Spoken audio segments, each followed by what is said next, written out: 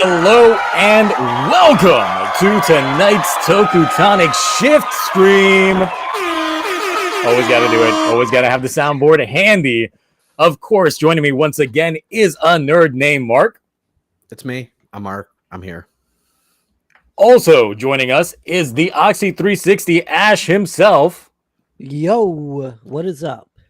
And then coming in from my Discord server, who was going to play a replacement for Mark, but he got stuck in traffic and still managed to show in on time, is Cloudy. Hey guys, what's up? I'm just happy to be here. He was going to have a VTuber model, but nah, not today. Not yet. Okay, I'm sorry. Not yet. It's too soon for that. To work now. It did not work out. So, of course, we are here to talk about everything and anything in the news when it comes to Tokusatsu this week, along with answering any random questions that you all may have in the chat as well. So, of course, first off, we've got some introductions. How's your day been going, Mark? I got here on time. And You did. You had me scared for a second. no, I was never. I'm punctual, okay. But like when I saw your message, I was like, wait a minute. I thought we were starting at 9 Eastern. Are we starting at 8? I'm old. I forget things. So, but like I was like, nope. I was like doing that. I was like, okay, I gotta get back in like 12 minutes. I could do this, and then I was like, you're like, I guess you're gonna be late. I'm like, wait, am I late? But I'm here, and Yep. I got a lot of new Toku merch this week, so I'm happy. So did I. I am rocking the new Kabuto Gatak shirt. God, I'm Mine so got I had to shipped rock it. It's the only thing stopping me from rocking my burning form like red tank top. That's it. That was the only thing stopping me from doing Luckily, it. mine finally got shipped out, so I should have it probably Monday or Tuesday. This is why I didn't even get to like buddy. I was like, Naruto, hoodie, whatever. I can't wait for the shirt though, because that was the only time I was like, I need a Kamen Rider shirt. And that's the shirt I need. Yep. I know some people had their choices and they went with the Geats Kawa, but I'm sorry, the original versions of them were better, like Tendo and Kagami. Definitely the way to go. All right, next up we got the Oxy 360 Ash. How are you? I'm doing good. It's roughly 10 a.m. in the morning here. Just chilling. Thanks for having me on. Yeah, no problem. And the thing is, since this is your first time here, obviously it's only the second show we're doing this, but last time I had Mark, talk about himself somewhat. So if you can talk a little bit about yourself, what you do, and the kind of content that you make. Ooh, okay. So I'm Ash. I also make Power Rangers related content and also Toku related content, mostly talking about Don Brothers and Geats Weekly. I will talk about the scans if the scans are interesting, but I mostly cover the Power Rangers comics because they are my baby and bread and butter on the channel, and they're a lot of fun to read. Definitely check them out. All right, great. And then Cloudy, you're just here, but go ahead and just tell us a little bit about yourself. I was fine today until I found out that shirt was available. Now I'm trying to see where I can find it. Too bad. It was P Band. I pre-ordered, my guy. Yeah. Come on now. I hope you enjoy secondhand shirts. I don't. I'm so pissed. I will sell you a photo of it. I'll even sign it. I can send you a picture of me wearing this shirt. And if you can autograph it it as as well. well. Please, You got to write best wishes on it. I'll take Yeah, just all the way. Wish you- Pokemon best wishes at that, black and white version. I'll just There have we to go. make my own. Yeah, that works. All right, so queuing into the topics that we got. So earlier in the week, I went ahead and asked some folks just some general questions that they had that they wanted us to address or talk about on the stream. And we got a couple of good ones, some of which might end up opening up some can of worms. Now, the thing is, it's like one of these I'm not the expert in, because Mersey did ask the opinions on Hasbro botching the Lightning collection. So I know since, when it comes to toy collecting, I'm not a big, Hasbro Transformers. That's all I really got, minus a couple of Legacy edition stuff. But Lightning collection stuff, I've not seen anything regarding that. So I demand an apology from everyone who gave me hate from August 2021 when I made a video saying I was done with the Lightning collection because of the QC issues with the paint. And I was like, it's only going to get worse. Now they're falling apart out of the box. And everyone was like, oh, you're just a hater because you MMP. And I'm like, no, these are bad paint jobs. I sold my whole collection, did a whole video about it. even did the whole clip from Spider-Man being Spider-Man no more, but was me throwing my Lightning collection in the trash. Damn. And everyone was just like, no, it's going to get better. They're working on it, and it's gotten worse. So It's yeah, gone so bad. A lot of copium, I see. it's bad. And there's a reason. Look at Hasbro's licensing out Power Rangers to other companies. You got Super 7 doing reaction, old school, bubble like the 70s and 80s styles. They're also very detailed versions. You got all these other companies. Bandai, you could just get Super Sentai counterparts. They're a lot better. Yeah. Hasbro doesn't care. Let's face it. They put more work into their G.I. Joe line and Transformers than they do Power Rangers. So at that point, why'd they even buy Power Rangers to begin with? Because they're still what's making the point? money. People are make still money off the buying them. fans. People are still buying them. That's the thing. Like the first few waves started out okay with like a few minor detail edits, like that, a few couple of mistakes, like small paint jobs here and there. But then it just got worse. And I think when we saw Dino Thunder White, that's like after that, it just started going downhill quicker and quicker, or slowly then quicker. That's all the time I stopped actually was the Dino Thunder White. And I was just like, I didn't even want to get Dino Thunder. I was just doing like main MMPR only. Maybe if they had In Space, Lost Galaxy. I still have 2 in my collection only because they're signed. Other than that, I'm like, I saw it was just when the backs aren't fully painted or finished, that's when you know there's issues. Wait, they aren't?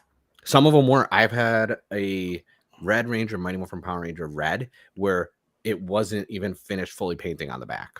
That's And disgusting. as someone who collects in box, I didn't know. And then I opened one and I was like, oh, this is Gross. horrible.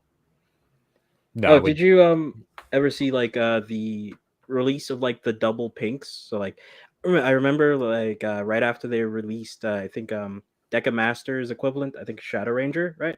In the Lightning Collection, they did 2 releases of the Pink Ranger.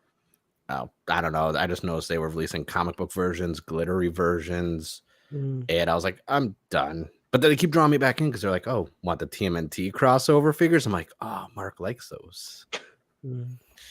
But no, I mean, I would see a lot of like mismatched legs in boxes and things like that. That would be the most common one that I would see. And I'm just like, look, I collected SH figure arts up until a point until they like doubled the price, which is why I don't touch SH figure arts anymore. Like the ones I got are the ones I got, and that's it. I'm probably not going to buy any more. Lightning Collection, I always see them on like the shelves and they never catch my attention. If I go to GameStop, they've got a ton of them and I just don't care. The quality of them like doesn't do anything for me in terms of their appearance. So like I can understand a lot of the negativity that it's getting, but I'm just like the quality didn't even look good from the outset, in my opinion. So maybe I was just spoiled by my imports from Japan to begin with. Maybe.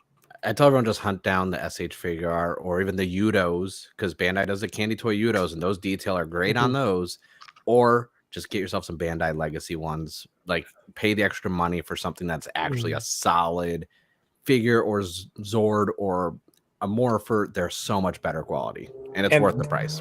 And the thing is, that's the issue with Hasbro in another sense because they were bringing the SH figure arts to the stateside. When Saban got back Power Rangers, the Shinken Red and the Shinken Gold that I own are the US release of the SH figure arts that were released under the Power Ranger Samurai line that I bought at Toys R Us back in the day. And the thing is just like they could have kept doing that, but they didn't, and I don't know why. Money. Probably easier to make cheaper knockoff inferior versions. The thing is, they were already produced. The boxes were already in Japanese. They just slapped a sticker on them that said Power Rangers. That was it. I think Bandai now started because they ramped up their SH figure arts being made in the US and released here now. I think that might have had something to do with it because I remember one of the ones I got, I have the SH figure arts for the Red Ranger with the Dragon Shield. It's also say John's head. And I'm like, wait, they released him as an SH figure? I was like, this could. And then I looked into it and I didn't even know that was a thing that happened. And I spent way too much on that figure. I should have never bought it. Bird of the End, you're wrong. Not after Samurai. Samurai was the start of it. What are you talking about? That Saban fell off. Nah. No, Samurai was horrible. It was just. I've never seen Samurai, so I don't know. It's You know, just missing out on Shinkenger, much. but in America. Like, Yeah, 4 Shinkenja. I went over my history. I stopped at Lost Galaxy, went back for Dino Thunder, dabbled in a few other ones, and then I was like, "No, I'm good." Yeah, that was the end of all that. So, speaking on the category of toys, I did get a couple of questions, pretty much answering me if I was gonna go ahead and buy the Two Kaiser Memorial Edition. I did. Oh, 600 Australian dollars. Jesus. You know what would piss me off? Let me get this thing real fast. I'm not getting anything Memorial unless it's like I 'Cause might of get course, the Go-Kai yeah. one. Like the day I get my Memorial Edition, Gert Linger. Nope, don't want to get copyrighted. For that thing flying. Stop that real quick. They drop it right now. No, like the day I get this thing in the mail is like maybe like an hour after I started playing with this is when the entire thing drops, and I was like, "That was the one I wanted. That was the one I wanted. Why didn't you?" God, Bandai just gonna Bandai. I was so fucking mad. I almost wanted to throw that thing in the trash can like as soon as they did that. Are they gonna make memorials for like older seasons? Because it's like mostly stuff in like the past couple of years. I've seen like Mega Ranger. I don't know the memorial. Yeah, so Memorial Editions are the replacements of the artisan grade ones that they had for a while, which I really hope that they bring back because I missed out on the aura changers of Die Ranger. And like it's essentially the replacement of that. But the issue that I have with Memorial Editions is it takes them forever to just release them and announce them. Because I feel like they're probably going to do a Memorial Edition Dawn Blaster. They most likely are. It's not going to be announced. Already. Did it? I thought that was already listed. It just hasn't been announced. It's probably going to be announced within the next 5 Yeah, because that's the thing. It's like they're waiting until the shows are over to announce it. Then they don't release them until a year later. Yeah. It's what is with this release schedule when it comes to these toys? Because it just makes zero sense to me. That's why I don't dabble in candy toys. That's it. That's why I don't.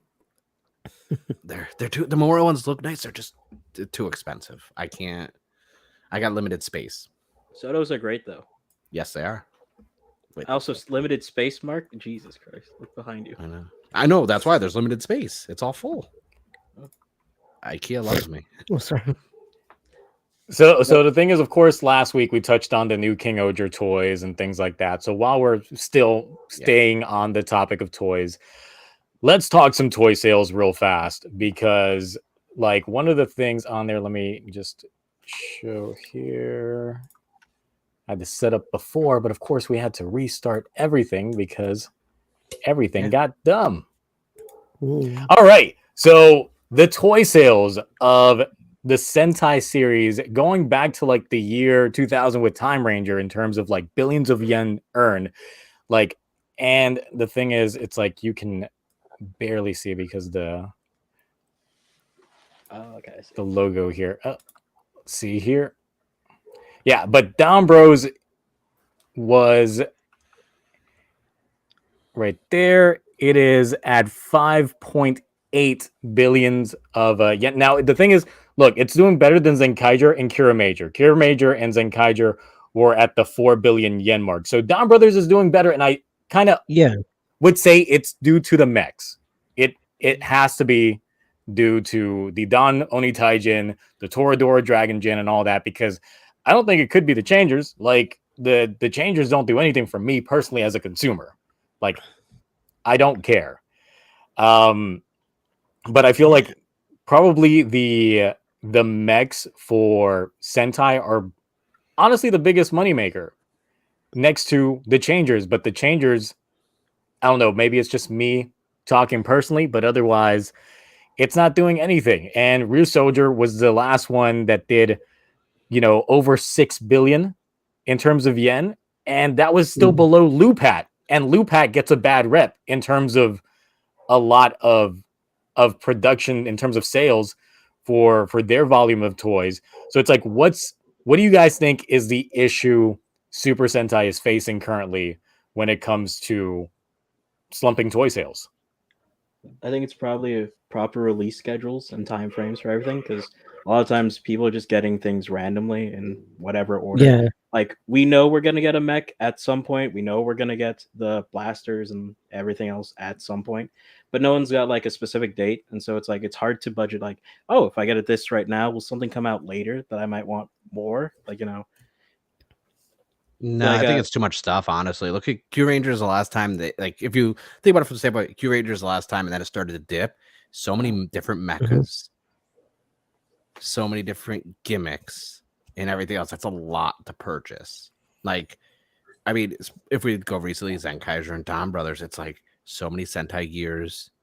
And the thing is, all it's the different same mechas. gears. It's Yeah, reissues of the same exact Yeah. gears with a new, And outline. That's it, because they so- read the same so between the two changers. I would be more intrigued by, instead of the amount in yen earned, how much like units sold compared to produced units.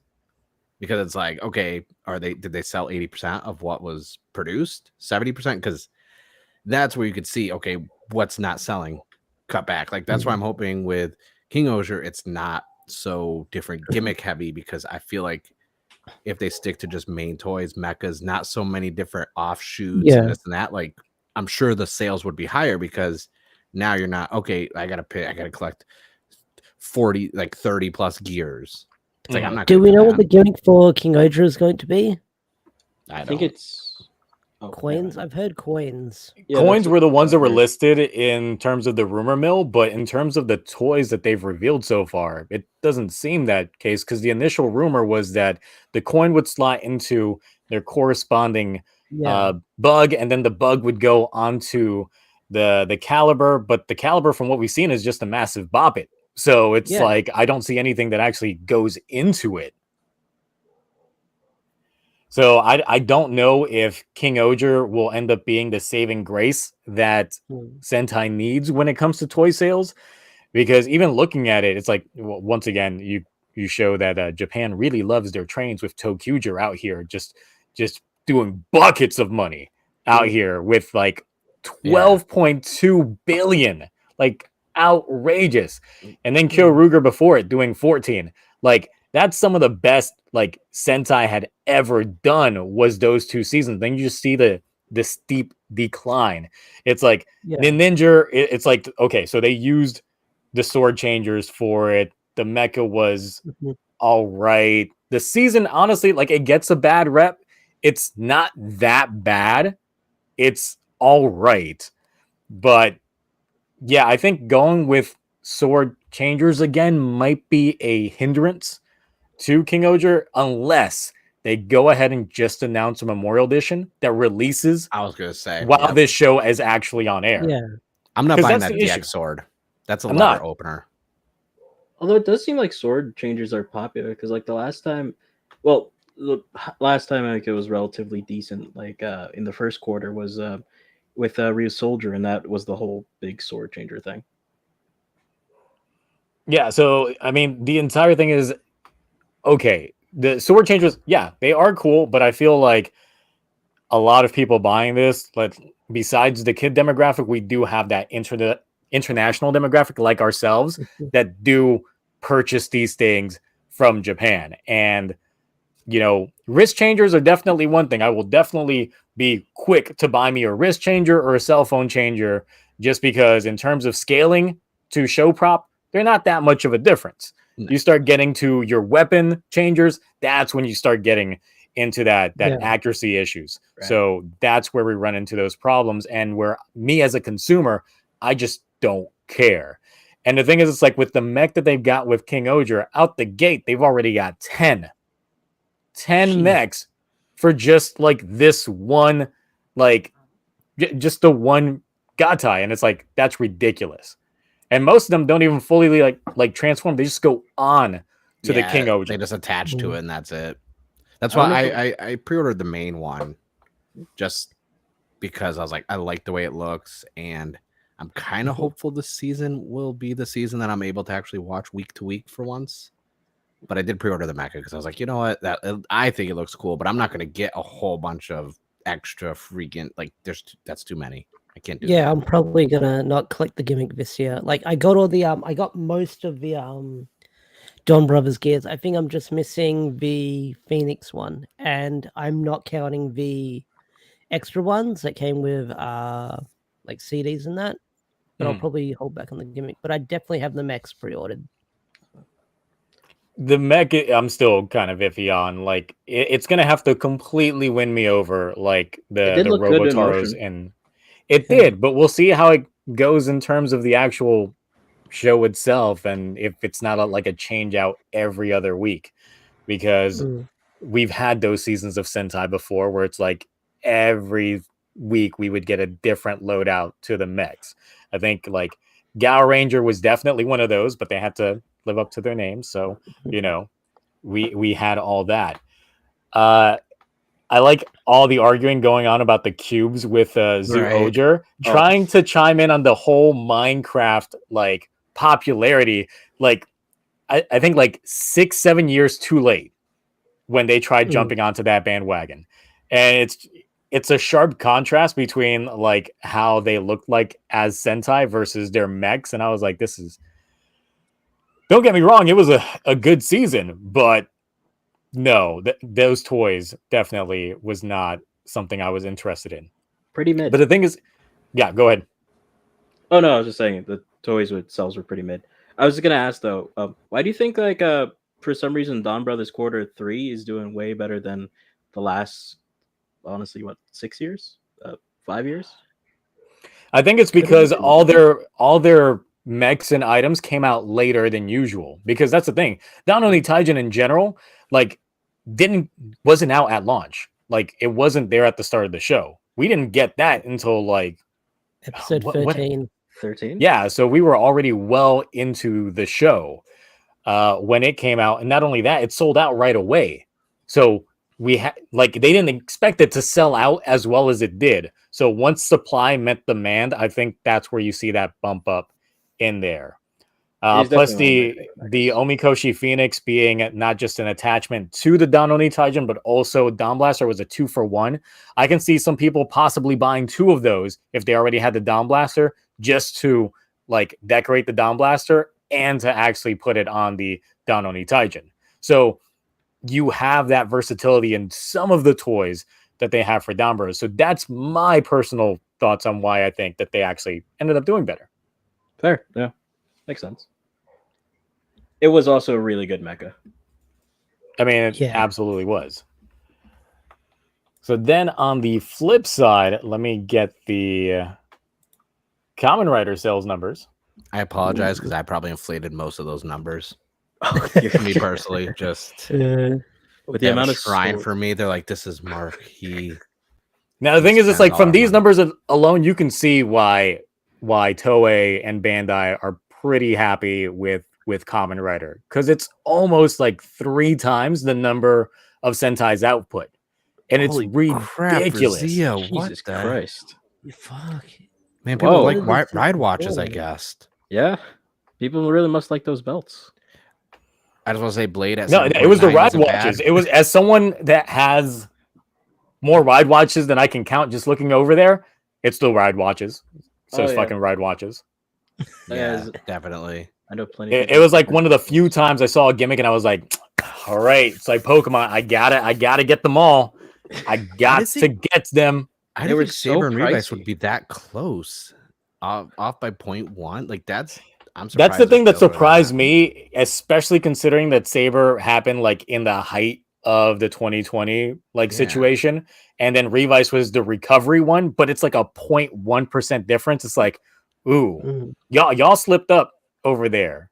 Well, you And- gotta remember. and- Oh, sorry, go ahead. no, keep going. Oh, I was gonna say this is probably has nothing to do with like that affects the sales majorly, but the quality, because I've bought a lot of Saber toys begrudgingly, especially recently because I rewatched it and fell in love with it. But the books, like the actual books for the Saber toys, are horrible. Like they bend very easily. They go on crookedly onto the actual changers themselves. So other than display purposes, like for one-time uses, they are like probably one of the least well-made toys I've seen in a bit. At least As someone who has almost every Wonder Ride book, I can agree with that. That's why I don't use them. Like I take them out of the box. Ooh, it's nice on display. Then they go in my gimmick containers. like they cannot handle being played with. Period. But the worst thing is Geats Q1 Yeah. is like the lowest of all of Reiwa. That's right. right. now. Gates, for as popular as everyone, Loves feels it. about it. I think part of the reason why is the Desire Driver by itself. And the fact that a lot of the buckles aren't as cool to like showcase off. At least the previous gimmicks that we've gotten normally came with some sort of display stand that you could put them in and slide them on to at least like look cool on your shelf. But these guys, even I struggle to try and display them to the point that I'm like, well, now I got to buy a second fucking Desire Driver. You're better Also, off And I the buy another price. one. It's just like, well, now I've got a second Magnum and Boost. Most of their gimmicks are also gachapon and candy toys. Like all of these little anniversary rider ones are dirt cheap. Like most of them are gachapon machines. Like if this was a previous season, like a Revice or Saber, this and that, these would be like 15, like from a Wonder Rider book standpoint, like $12 to $15 each. Now you can go to a gachapon machine for 200 yen and get one. And it's like that comes out to literally barely over $1 US. They're not 163, I expensive. think. Yeah, because the end's kind of suffering, but they're not even expensive, and they're not releasing as many of the main buckles. Like Zombie's already out, and Beats and this that. There's not as many as those gimmicks. The thing that's really keeping them going, honestly, is all the Legend Rider ones that they're going to release. Plus, I don't know many people who liked Fever. Like that was a very I mean I like looked Fever. It looked bad as a buckle by itself, which is why I was turned off from getting it. But I think it's like Geats from the outset, we knew that it was going to be like a low cost, like low investment, high returns if it ends up being good type of show. Just because from the outset you can tell that they were trying to go very reused, not just with the suits, but also with the buckles, with the fact that everybody has interchangeable forms. The only thing that really changed on them was just their headpiece and their ID cores, which ID cores now everyone can manufacture themselves, 3D print, and just make their own custom ID core. I mean, that in itself is just a piece of plastic, like the majority of the buckles in themselves. So since the majority of the buckles have hardly any electronics to them whatsoever, it allows for them to literally make hella bank when it comes to the margin on that. Just speaking from sales perspective, the amount of margin that they make selling these is probably ridiculous. Oh yeah, and So I will say profits quarter 2 and themselves. 3 are going to be insane because we're going to get the SH figure arts released, and there's so many that got announced for pre-order. The Revolve change toy line, which a lot of people aren't talking about, where you could literally take them apart for all the different ones and put them together, and they even have a display that has the circle around them when they revolve on the show for a display. Like those figures are definitely going to give them a lot of money because the SH figures aren't out yet, and then we're getting all those action figures that just started coming out, and that's where kids and adults also will be like, oh, I'm gonna get this one, I'm gonna get that one. Even the Soto lineup, which I collect and I build, they've delayed some of them. Like wave 4, I just got mine, and wave 5 has already been pushed back a month and a half. So we're literally so many months into it. And the first month it came out, they released 2 sets. So we're this far in from the release, and yet the 4th wave, like they're pushing a lot of stuff back. I don't know what they're working on or why they're delaying a lot of the stuff, but I'm sure quarter 2 and quarter 3, the number's going to be a lot higher. I think it'll be higher than Saber. I hope so. Although I will say to that, there's a bunch of fans that I've talked to, like in your Discord and some of the other Discords, that like especially love making their own versions, like the belt combinations, because there's a lot of them you don't see in the show because obviously they have limitations to what they can do with each suit. But there are so many fans who just like, oh, I want to see this one and this one on that rider, or these 2 on that rider, and there's going to be a bunch who are going to buy multiple of these toys just to make that and display it on their shelf. You know what I mean? I think the issue is that they're dropping the ball when it comes to actually releasing them like at the proper time. Especially when it comes to like P Bandai releases in general. Luckily, this is not running into the Revice curse where almost every single driver, like that show had so many drivers, and then they were all P Bandai. It's all P Bandai except for like two. Now they don't accept Discover cards, so this is gonna ruin me. Oh God. Then to be fair, we do have the Vision driver that is P Bandai. Got that pre-order on lock. 100% on lock. Here's hoping that like episode 42 they show a different version of the Vision Driver with a different color scheming, and then I'm gonna be asleep when the pre-orders drop, and they're gonna be gone by the time I wake up. I'm gonna wake up, like punch a wall, and then just lose more of like my housing's worth. But yeah, Zio, just so you That would be a know, thing. I talked to Toei. It's gonna be red and silver. God, like, those they are just put a two different colors. it's a front faceplate that attaches to it, and that's it. Oh God, no, not another that, please. For $40 additional. That was the Mm. thing, Like, though. sold. Why was a lot of Reva earlier, like the early Reiwa series, so many different drivers? Like 01 was just different driver the show. It was the 01 driver with a different faceplate to show, essentially, after a while. Because it's like, Thouser, you could pick that one normally. The Shot Riser, you could pick that one normally. Like, I got Blade all Riser. of those. But yeah, the Slash Riser was one that was P Bandai. Like, I kept waiting for that to drop, found out that it was P Bandai. I was like, why? Why is it?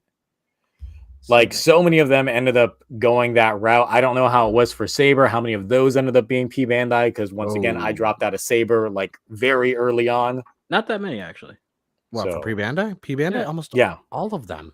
Really? I got Except a for the bunch of- main ones. Like Oh, okay. Falcon was P-Bandai. Daredevil Sabella, P-Bandai. Storios, which was just a belt with a book, which was also used for main villain guy whose name I forget. Caliber. Yeah, Graph all asks, those- wait, people watch Saber? Y'all two are like the biggest Saber defenders that I know. So Oh, I am. I used to be the biggest Saber hater, but Mark converted me with some help from CC. Just like I convert everyone over to Kamen Rider Blade also. Just what I do. I listen, Blade was always good. Elements is the best opening, and I don't want to hear anything about it. Thank you. let's see. Bursley asked, Vision Driver on Amazon US for 140 has been seeing a lot of P Bandai and CSMs on Amazon. Yes, that's because when they actually get official English distribution by Team Kamen Rider, they do end up dropping on Amazon, which is something I'm still waiting for myself. Once the Phi CSM gets that Amazon drop, I keep looking. I start my day off by just looking on Amazon. If it's there, I will go ahead and place my pre-order. If it's not there, I will be disappointed yet another day of the week. And to You go gotta more in put depth those for the Twitter US. notifications on. Oh yeah, no, you could Oh, set it to alert you, and it'll put a push notification to your phone. To more explain also the P Bandai versus US Amazon. Premium Bandai in the US is different than Premium Bandai in Japan. And there's not that big of a demand here for Premium Bandai for Kamen Rider stuff because it's still not fully established. So Yeah. obviously, if anything, it shows you just how much those drivers really could cost compared to the Japanese Premium Bandai price. It also puts into perspective all the resellers who can carry Premium Bandai, which I'm not going to say any retailers' names out loud, how much they mark up their stuff. When officially released through Team Kamen Rider working with Bandai, that stuff is a lot cheaper. Problem is the third party market is always more expensive because they know people are desperate. Mr. Cool Guy Awesome, I would say if you had the choice to go between Amazon or TokuLectables when it came to the Vision Driver, I would say Amazon. I would also agree with that just because one, if it's prime shipping, 2 days, you get it. And it'll probably be 15% cheaper. It's like nothing against TokuLectables. A lot of my orders have been through TokuLectables, I but just got if it's something on today from Amazon, them. Yeah. I just got my Sotos from them because I couldn't get them from my I just- guy. And yeah, a I lot just of ordered my Caliber sword from them. There you go. That's where I got my Gun Bros merch from them. Yeah, there you go. See, By the way, I'm working on hanging those on the wall. It's taking some time. got to get them command strips. I know. Yep, I'm trying. with the I'm hooks trying. and everything. Yeah, that's how I got these guys up. Oh, they look so good. I haven't That's how put I got mine them up yet. I got to work on this blank wall right here for stuff. It just I thought you were gonna put the new what's called the Kawa ID box on there or something. it hasn't been released yet. I know, but I thought you were When it saving it does. for that. Oh no, well I have a whole wall. There's more than room. Trust me, I can fit a lot of stuff over there. Okay. All Which is the other right. thing. Oh, sorry. Yeah, go ahead. No, I was Nah. just saying. I love the boxes, like the images on each individual boxes, because there's been like 3 different designs for the boxes. You got the yellow, pink, and the green one, which we recently got, and they look great. I love the boxes, but the problem is you can't really display the toys in the boxes unless it's like half open, in which case it's like, are you really displaying your toy here? You're 'Cause, not. You're like, displaying a box. exactly. So it's one of those things where the box design fantastic, but the problem is I can't put the toy in the box to display it because you can't see the toy. All right. So, first of all, how do you guys think you can improve, or what Toei needs to do to improve the toy sales for Sentai in general, just going forward? Because it seems like every year they're like, this might be the last Sentai, and it really is, because their toy sales have just been shit. And that at the end of the day, like, we get it, it's a kid show, but once again, because it's a kid show, the toys is what makes the show. If the Yeah. toys don't sell, there's no point in keeping the show. True. So how do you save a show? Like, Geats can be the best written show ever. Probably not going to be, but the best written show ever. If the toys don't sell, then it's not that great in terms of Toei's eyes. That's why, like, Den-O was goated when it came to Kamen Rider, because they saw an immense jump when it came to toy performance before they started introducing gimmicks. O's as well. O's did amazing with its gimmick, and it was also just happened to be a great show. Yeah, and it's good to have like 2 and 2. And the thing is, it's like they work on these gimmicks and props and stuff before they start writing out the storyline for these shows. That's like the first thing that comes out of the concept phase. It's like, how do we make money? So that's how that typically ends up going. And then it's like, clearly the reason why the production staff that had their 5-year plan going into the 50th got termed after Down Bros was because the toy sales just haven't been hitting. So they were like, okay, we need to try something else, because so far 2 out of your 5-year plan is not making us that much money. So what do you think might be the saving grace? Variety. We need variety. Like you said, Sentai Gears, the same one over and over again with just something else printed on it. You need, like, if you look at the Kamen Rider sales to Super Sentai, it's like the gimmicks were the same, but there's more variety to it. It wasn't just a gear over and over again, or, you know, the Real Soldier had the cool little key things, which I like. I like those gimmicks. I thought those were cool because you push the button, they flip open. They're awesome. Cute. They made new sounds. I don't know why in the US Hasbro just gave us ones that don't flip open or fold. That was stupid. But it's more variety to it. Like, give us something that's unique constantly and just not one of the same. It's so small. That's just like the same gears over and over. Like, when you look at other seasons that sold so much, you got to look back and see what they did for those shows to make that much money. Less can be more. Like, I think it's over flooded with all the different stuff they keep releasing. True. Sorry, I was gonna say, like, with the O's ID cores, like, for example, like, you could say like they're each just a core, like it's just a coin reprinted over and over again, right? But like each individual coin has a special design when you put all 3 of them together. Like, a lot of people like the unique combos that you can do with them as well. So it's, plus they're very good quality, honestly, if you go back and still have them or play with them. So just that aspect is pretty nice. Ash, any 2 cents on your end? I think Mark and Cloudy summed it up pretty good, but maybe not do another gear or anniversary gear, because like they said, it's the same thing printed again. There needs to be like a gimmick that clicks with people, or something that people want to get. So here's my idea, and the thing is, like, the reason why I think Kamen Rider sells so well is because, first of all, you have nowadays a plethora of writers per show. Mm-hmm. Most of them use different changers. Sentai, you get a base roster of 5 usually. Why don't they all use different changers for once? Or something that is different to make people want to collect them all. That segues to like a whole different can of worms of like, well, you know, I got to get all 5 of them now. Because it's like, usually it's like the one changer sells because the base roster uses them. And then the 6th, once they show up, their sells. Give them all different changers. Yeah, like people cling on to certain characters. If they release, or Sentai has different like changes for different Sentai people, then people cling onto that character and want to buy it. This may be a small counterpoint to Izio, but I don't want to, because that is a cool idea and very unique, and I would definitely like to buy like each individual Sentai like colors morpher or changer. But I think the problem that they would fear with something like that is like if you release 5 of these and like same quantity for each of them, if one is clearly more popular than the other, or like 3 and then you got 2 that are complete duds, then you're going to wind up with people not wanting to buy those in the first place, and then you'd have Well, lower the thing is, demand it's for new like ones. the cost saving measure would be doing something like Abba Ranger, where they had interchangeable faceplates, but then you could just sell the faceplate separately.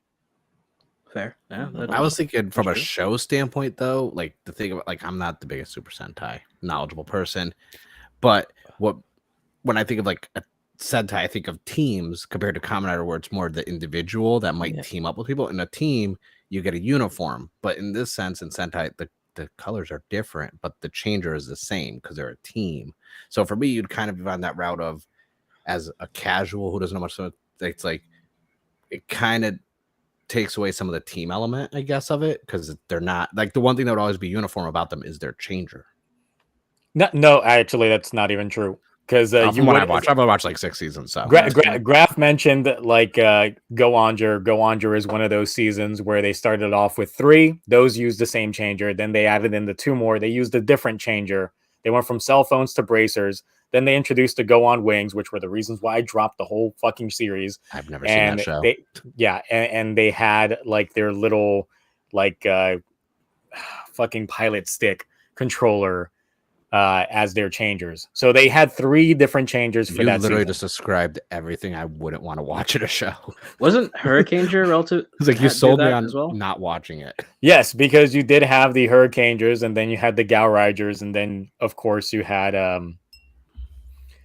Samurai. Sugarcaneger. I couldn't remember either. I just went with the Samurai.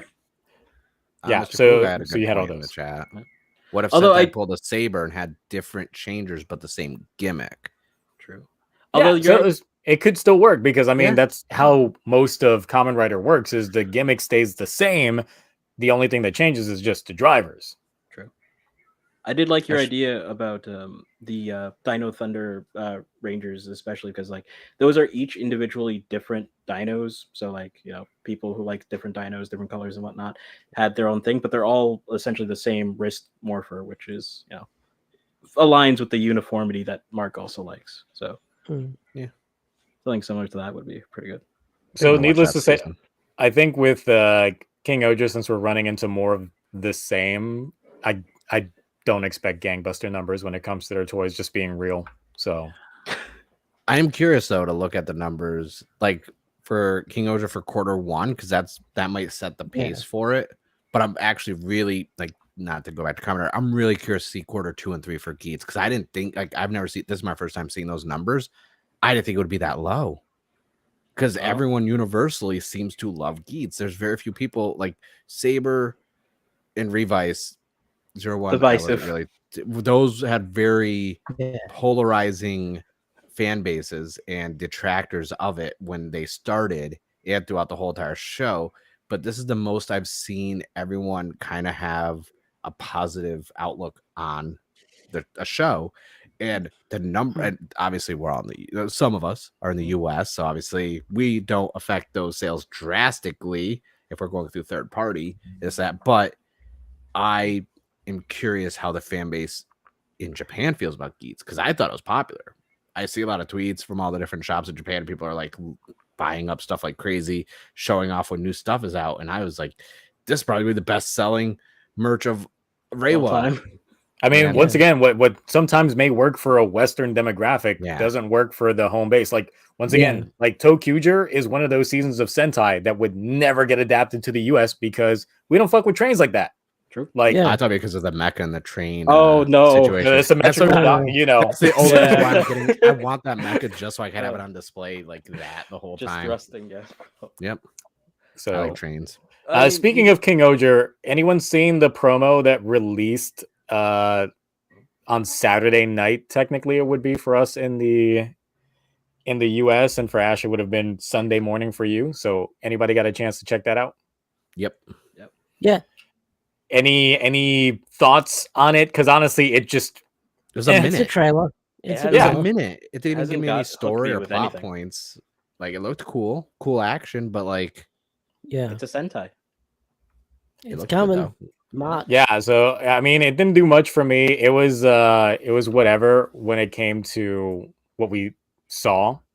Because wait it's for the like, press okay, we got to see the conference. suits in motion, and that's cool and whatnot. But overall, it didn't do much for me to move the needle. Once we actually have this proper press conference on Monday night, if you're in the US, anywhere else, it's gonna end up being Tuesday morning. Yeah. Because I know for me, it'll be at 10 p.m. my time is when the press conference for King Oger will drop. So that's when we will get the proper cast reveal. We'll get some slight proper synopsis. We'll get a look at the villains and some of that, and we can finally like settle the debate if Purple is definitely female or male. Because thought of course they- that's the biggest thing. But they said that was female. I know. They keep going. Everybody on the internet refuses to believe that it's a female. Like it's whatever. I think it's because of the voice actor, right? Or the suit actor. I forget something. The suit actor is actually a female in that suit. Yeah, but never mind. I don't. So it's like all Yeah. over the map. Whatever. That's so weird. See, Chest of Greatness out here saying Purple is a dude. All right, so this morning we got in the trailer for Shin Kamen Rider yet again. Yet again. I'll play it, but I had to solicit a friend to kind of block the screen because I don't want to get copyright struck on a live stream to play this. No, no, So gotcha. I get you. Yeah. so I had to solicit Galaxy Blade on break. Oh, Jesus Christ! You paid his retainer fee. Damn! Did you lose another bet? Y'all can hear that, right? I can't. I can't. Okay. Yeah, I can't. He's just on break.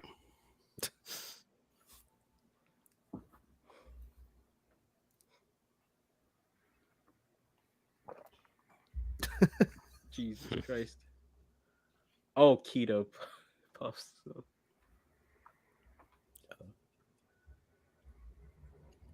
Keto puffs. Yeah, It's a good cereal. yeah. I I'm want gonna have to that. try those. I gotta have them, CO. You know a guy?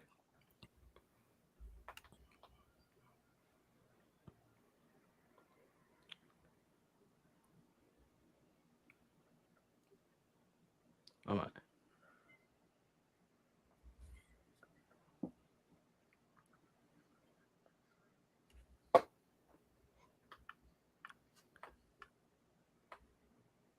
Some people are saying there's no sound in the chat. Man, there's no sound. Yeah, no. Yeah. Let me sound. see. Let me see. So needless to say, like it's just Looks like Kamen Rider the second.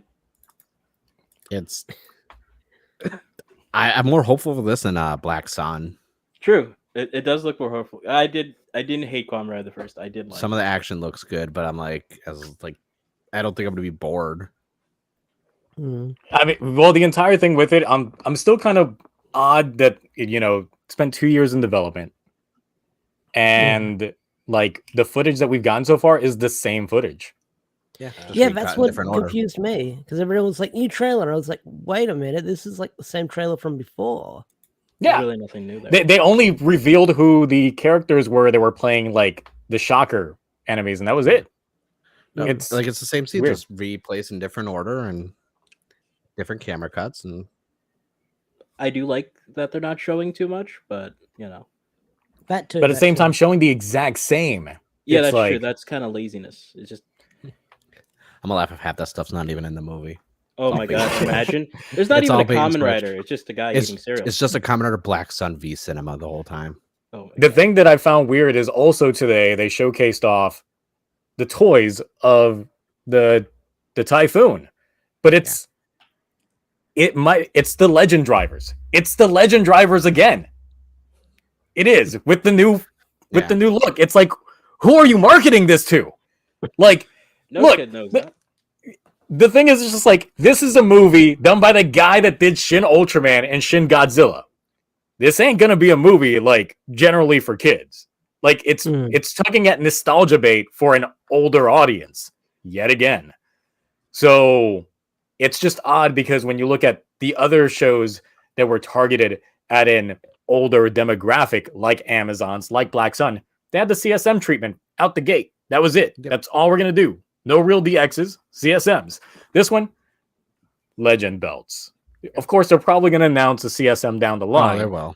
But Yeah. I'm just like the fact that they're showing that off first, kind of rubbed me the wrong way. Still waiting for that. What's it called? Shadow Moon CSM. Oh, I can't Moon wait. Driver. Oh, yeah. I'm getting both. I am also You can move really my happy hand he's over when the officially a hand Kamen shins. Rider, as he should be. I'm waiting for Shin Don Brothers. Down, bro. Brothers. Shin Sononi. Oh god. Oh my god! But just keep the same actors though. Please don't change them Yeah. out. No, we can't. Like, Although, fans how I don't female need suit mid actors. actors. What about a female Also- suit actress for once? to answer who said the question, I read too fast.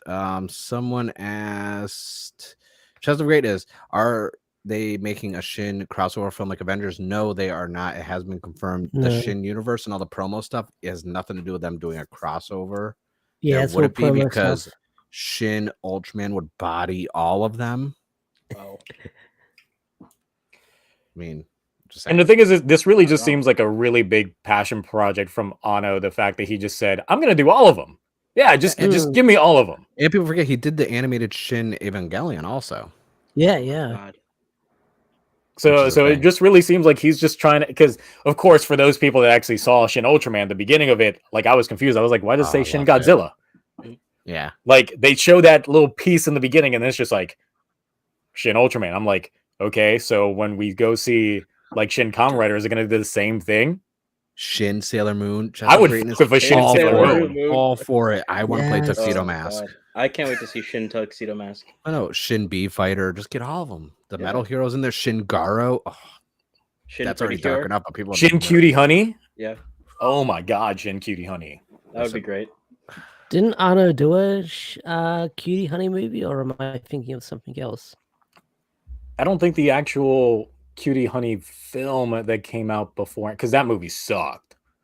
Wasn't there the? If you're talking about the live action one, Dude, I all think the I'm shins in thinking the of all the that. shins in the chat. Shin Legend Hero. Shin Beetleborg. Shin Shin Beetleborgs. Gamera. Yeah, let's get those kids when they're finally in their 30s and actually like the proper heights. Nope. Shin Mystic Knights, boy, Shin my money Furbus. right now. Shin Mystic Knights of Tiernan Shin Furbus is nightmare fuel, and I want it. Where's not even Lukeman? Mass He Rider. wants Shin Bima X for sure. Oh, absolutely. Shin Bima, Oh, Shin Bima X, I- all those. I am Shin curious, Sport though. Ranger. Sport Ranger. I am curious though, with once Shin Kamen You Rider's got done- Shin. You got Shin Dragon Ball. It's called like Dragon Ball Kai. Evolution? Oh, Yeah, it's called basically. Kai. Yeah, it's called Kai. Yeah, We- I am waiting to see what's next because obviously there has been some success with his works doing the Shin universe stuff. Yeah.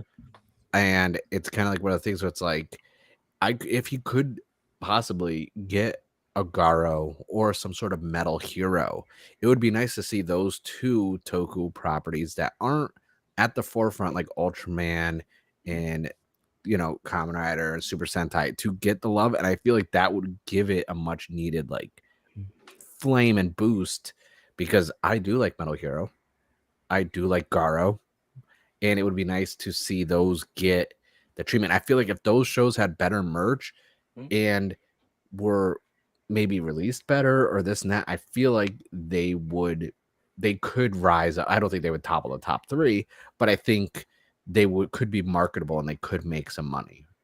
The problem, I think, Mark, with especially Shin Garo, or a Garo, another season, is Garo is so hard to make sequels for because of the way they made Garo like work. Because you can't have a new Garo unless the main Garo dies. So That's It- why yeah, the title. yeah, because Well, the thing is, like there's a entire multiverse when it comes to Garo now that's ridiculous and hard to keep up with. Like I only fuck with like the main Garo timeline. That's it. All these other like side things that don't have to deal with like the Koga-verse of things, like the Ryuga-verse and the like VR verse and stuff. I don't fuck with those. Like VR was great. I think it was pretty good.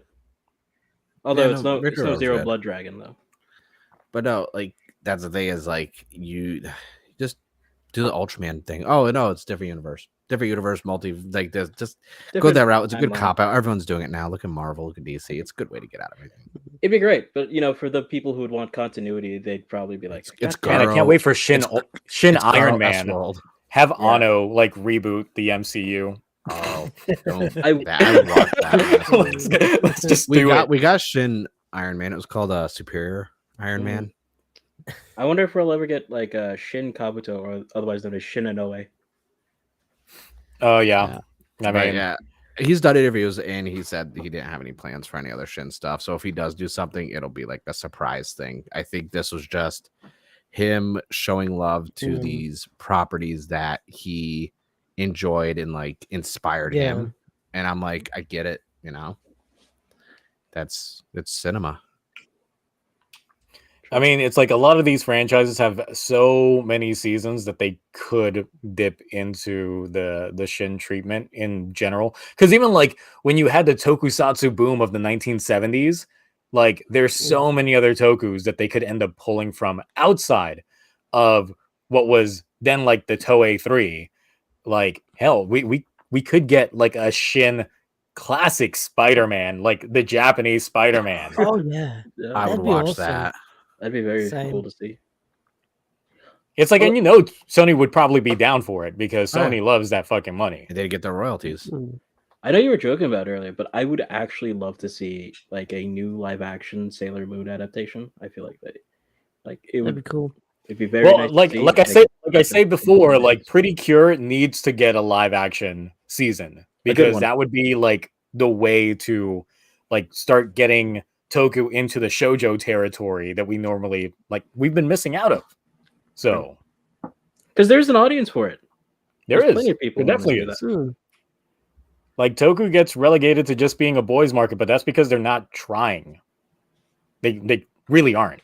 They easily could tap into the girls' market, and then they'd make some more money. Maybe they'd be like, "Ooh," Yeah, exactly. because there's plenty of boys who'd be interested in some of those as well. For other reasons, but yes. Yeah. No. we Oh, don't well, talk yeah, about of course. Compete. It is Japan after all. So why does this figure have a stain on it? What? Oh my god.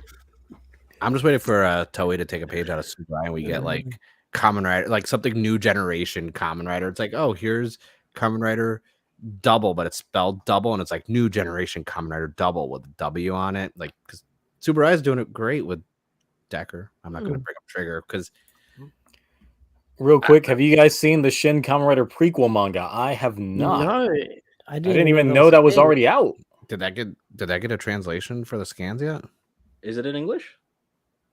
Is Outsiders out in English? It's not. I just wanted to say that. I'm still waiting for those Outsiders subs. I know. I was mad. I'm in a place where people talk about subbing and people were working on it and then they stopped because of other stuff. And I'm like, just put it out now. Oh, watch it. That is a pretty interesting statement. I think Grimworld said that or something. We don't have like a proper female lead in like Kamen Rider at the moment. Like, it's true, Jenna was the closest we got to like a Kamen Rider-esque female lead character. It would be nice or it'd be interesting to see if maybe we got a Rider series with a female protagonist and secondary. Do we want to open up that can of worms of like the entire demographics on the business side when it comes to these shows? Oh no, they never do it from a because that's the thing. It's like Shin misogyny. Oh yeah, exactly. Because that's the entire reason why they are completely adamant against trying to have a female lead in a Kamen Rider show. Let's be real. It's literally because of the toy sales. Like when Genu got released, they didn't think the toys would sell. So that's why they released the Libero driver as a P Bandai item. Now that got scooped up by scalpers stat. But the thing is, on the secondhand market, they can't get rid of it, which kind of goes to show that they were kind of right. Those toys aren't selling. And you got to look at it from that perspective of, you know, a distributor, a manufacturer, someone that's out there trying to make money. It's like, that's why Geets is kind of hitting the sweet spot with a driver that technically is unisex. Anyone can use it. There's no real specifics. And to they them. purposely designed the toys to all be the same suits where there's no like gender differential in There's the no suits. skirts. There's no. Yeah, no, just like upper Yep. torsos. This they're all the same height, the same size, and even one of the blogs that band I did, they said they did this so when they can interchange like, oh, upper torso is zombie or beats and lower half is magnum or boost. You could just easily swap them out. No like difference, because obviously you couldn't do that with Saber characters, just that because you could tell gender based on the suits. But I just don't think like you said with the Libera driver, I see people reselling them, buyer's remorse 100%, where they're selling it for less than they cost when they were released. There's been like 40%. I've seen them deals. at like $40, $50, $60. Like I see them going cheap now. Why is someone asking about Cosmic Build? I think we decided that it's not Cosmic Build. I think it's Cosmic Saber, right? Yeah, it's Cosmic Yeah, Saber Cosmic because Saber. it's the other form of Galaxy Blade. It's just future Galaxy Blade, just disheveled. Yeah. Coming soon in like 20 years. Right. Cosmic Saber. We still get it. Just going to be a crotchety old man still trying to do commentary. No, you'll be eternally 25, Zio. What are you talking about? Oh, yeah. Eternally 25. Sure. I'm definitely living the guy life right now. Yeah, definitely. Oh, my God. Every time they try pulling out the personalities I've got, it always becomes a can of worms. So yeah, I know we will never get a female writer for the toy sales perspective, but I feel like it would be a very interesting concept. Maybe for like a movie or like a spinoff or an extra. well, and that's another thing entirely. I still remain with the thought process of when they do a movie-centric writer, make it a writer that only exists in those movies. If Beyond Generations was just a Kamen Rider Century movie, it'd probably be like a 9 out of 10. Oh film. no, that was a hit. Without being held down by all the crossover and side like series shit. Like that would have been a really good movie on that aspect. It's like, why introduce these new like characters and writers just to throw them into the back burner and then reuse those suits later on in the shows? But then once we get these movies, it's just a rehash of Ichigo. It like I have the Kamen Rider syndrome that I have for every time they release MMPR toys now. Because it's like anytime we get something Kamen Rider, it's Ichigo again. Bro, V3 stronger than Ichigo. You guys know that, right? Like that was the entire reason why they made V3. I don't want to talk about V3. It's also a point That like DVD was so freaking expensive. Oh my god. I bought it, but I didn't want it. I didn't want to, but I did. You know you wanted it, Mark. I know I did. That's why I was mad. It was like 130. I got it on sale for like Jeez, that 90. expensive? Yeah, it's I thought expensive. it was only like 80. No, it's not through Shout or anyone else. Oh, Yeah. Oh, that's the Hawaiian one. damn. Yeah. I remember those. I remember when, the struggle of trying to get those. Let's see. I wish I saved the question. Someone had a good question. Better idea. Just let the writer go wacky with a free concept writer movie one day. Well, the thing is, it still has to be marketable. They still have to be able to make money off of it. Like, you can only get away with that if your property was called Hentai Kamen, which was great. The live action movie 1 and 2. We've watched those both on my Discord. Amazing films. Fantastic. Will I ever cover it on my channel? Probably not, because of the amount of scenes that like I strike so fast. Instantly. So fast. Instant. But that is that's some peak Toku action right there. Is that most definitely. Oh, speaking of which, the thing you mentioned about the comics, I do want to ask you about how the Kugo comics went and if you thought they were great. But like the the Power Rangers comics are only MMPR based, which is so bad because it's always going back to them every single time. They put a few side one-shot side stories out. like yeah, like In Space, The Psychopath, and Phantom Ranger. But every time they try to do a new team or anything like that, they like either brush them off or they get killed very quickly. It's like, we know which one you're favoriting, but like you got to give some of the other series a love because tons of other people love Lost Galaxy.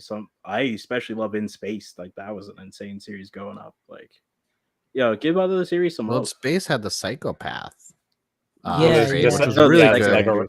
Those Psycho work Rangers. as they are, but let's face it. I've had this discussion. I've been reading the Boom Power Ranger comics since issue 0 came out in 2015. Mhm. It's going to be tough for them to move past that. Like, I could see them eventually making the team going to Zeo and probably Turbo, begrudgingly. Mhm. But I don't see there'll be a drop off when they get into space. They have to build up this foundation of people who aren't big Power Ranger fans to be into the story to keep going with it, and not just the people who like MMPR. Because once they stop Power Ranger and they go in space or this and that, a lot of the fan base is going to stop reading it and stop picking it up. It's true, but I feel like a lot of the fan Right. base has got to know there's other things than MMPR out there. No, when they split it and it was just Mighty Morphin and then just Power Rangers, you could see the sales. Like, people were like the Omega Rangers, and that story is really popular with like a lot of regular like fans of Power Rangers. Oh, something new. I always wonder what those three were doing while they were at that conference, you know. But the main one that was selling was the Power Ranger comic book with the base MMPR. That was outselling it still. Seems like Ash got something to say. Well, they were going to do something with Power Rangers Universe. That was going to be an ongoing series, but then that writer got Twitter cancelled, and that was going to have the Die Ranger. You got that was the thing. It happened. I'm so sorry. Yeah. But that was going to introduce the Die Ranger suits into the main universe of the comics. Oh, God, that's don't you I just did remember love that. Twitter sometimes just influencing shit like that. Oh, yeah, no. I always thought they could, since like the comics and the Rangers, they do a lot with like the American government and whatnot. Introducing like by the way, this is not my idea. This is more like CC's idea, but I fell in love with it. It's introducing Jetman as like an American made like team like of their own Rangers. Like that would be pretty cool. At least I think. Well, Plus, they all use fighter planes.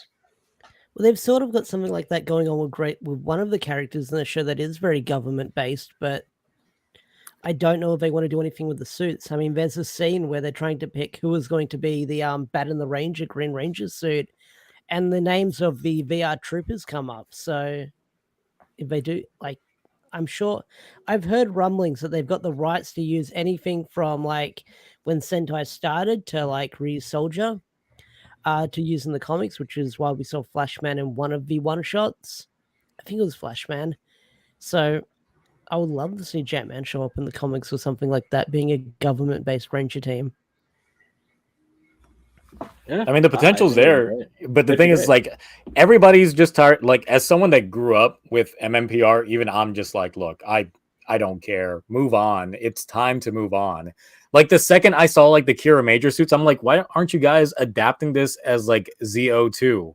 Because their color scheming is the same. They're using jewels, but then you can say they were influenced by the Turbo Ranger powers because they're using vehicles. Like, all the shreds are there to make it work.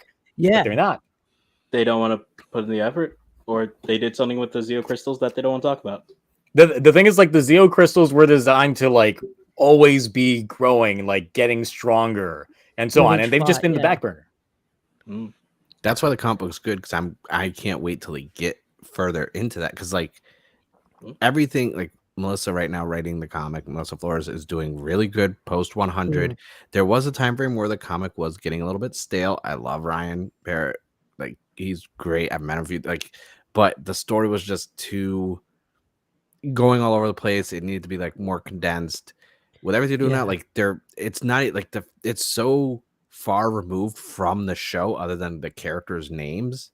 Like, I dare I say, this comic book run, I would rather reread this from issue 1 to 104 than go back and rewatch the first three seasons of the show. Like, I'd rather read the comic. It's actually been that good. And as someone who is turning 37, who grew up with MMPR, I'm tired of it, but the comic at least is good. The comic is good. I would say the writing is very good. We want to open up this can of worms. Thoughts on the 01 comic? No, please. No, grab my Power Ranger box really quick, and I got some 01 comics in there. I read the first one. That's all I needed. That's it. Yeah, I read the first two, and I was like, it's like I saw the preview for the second one, and I was like, nah. I have all the covers. I haven't read it yet. Stop it, Mark. Well, I like collecting variants. I have all of them. I haven't read it. The first one took me out with some continuity issues, and also the fact that I'm not the biggest 0-1 fan, but I think it was a missed opportunity. I know it's only going to be like 4 issues, and then they're doing a trade for it. Like, it's a missed opportunity, issues with the Kuga manga side, to not just do a comic book almost retelling of a show, and not something that's an original story that takes place at some point in this show. But we already have seen, if you've already seen the whole entire show, it's like there's no stakes in this comic because we know the show continues. Right. There's also a note in that if you've ever read the characters in the comic, the character assassination of Aruto, especially, like, it was not great because like the characters do act very differently.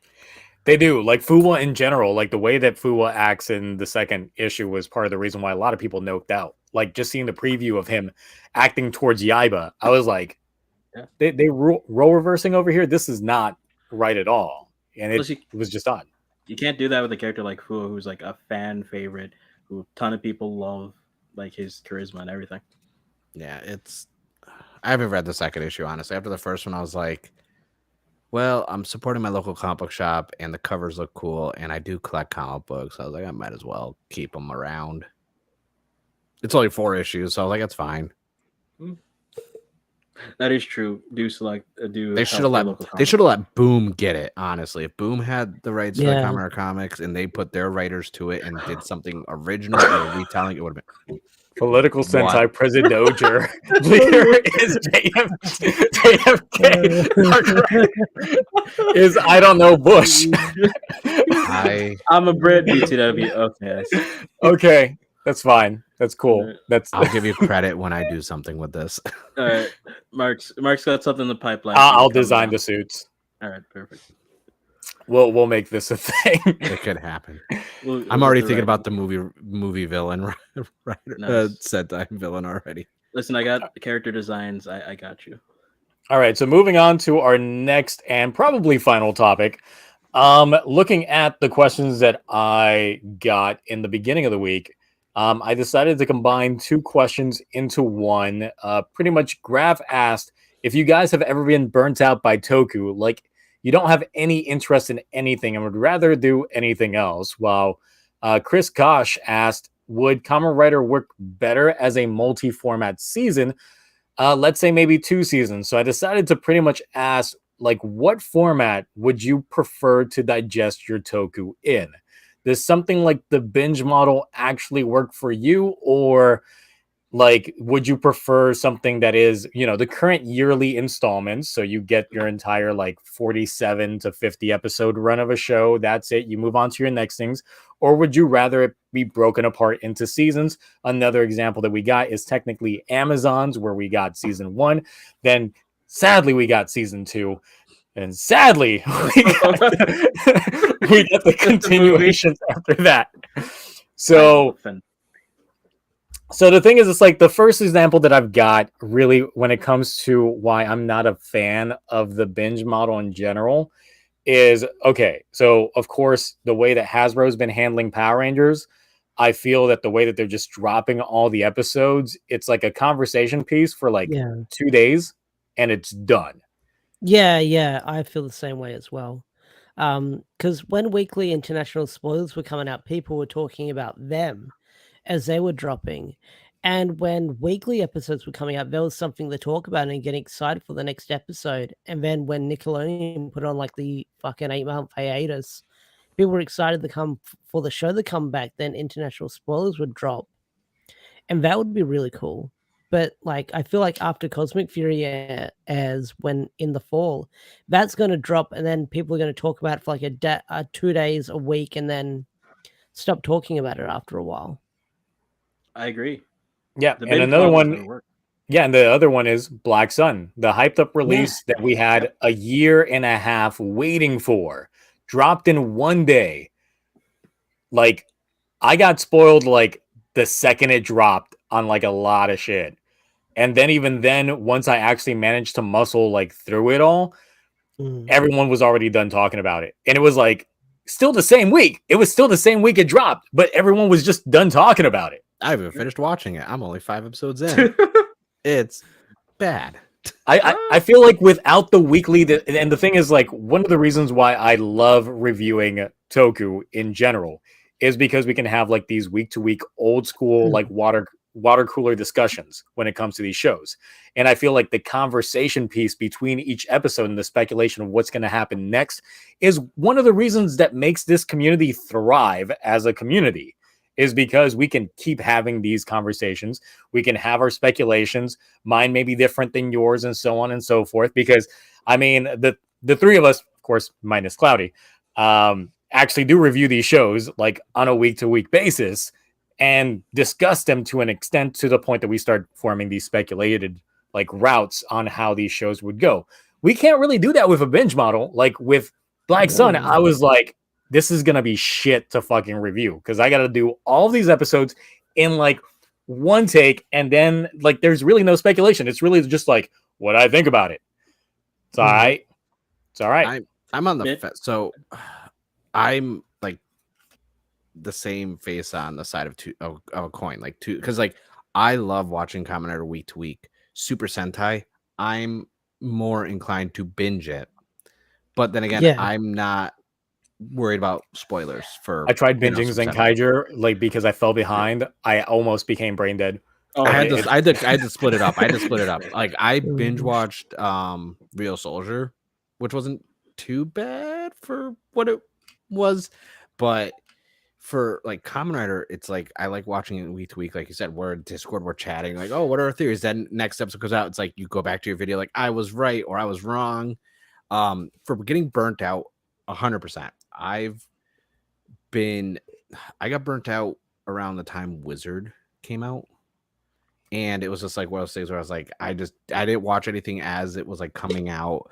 And then around the time X-Aid, I was like, oh, let me check it out. I watched a little bit. I was like, not feeling. Also, you know, you got my taste changed in Toku over the years. I think your taste is going to evolve or change. The things I liked when I first got into Toku from a Japanese standpoint was, you know, Blade. It's still one of my favorites. But then, you know, watching like Kuga and like, I mean, my feelings on Zio haven't changed. That's a trash Kamen Rider season. Okay, I'm not gonna. But Decade kind of grew on me over the years after a rewatch, and that brings up what you said about binge. Decade not being, you know, 40 plus episodes. I would love for them to do a trial run with Kamen Rider to do the Subaraya route, where it's here's a season that's 25 episodes, cut out all the filler and the fluff, and like have a condensed, tight story.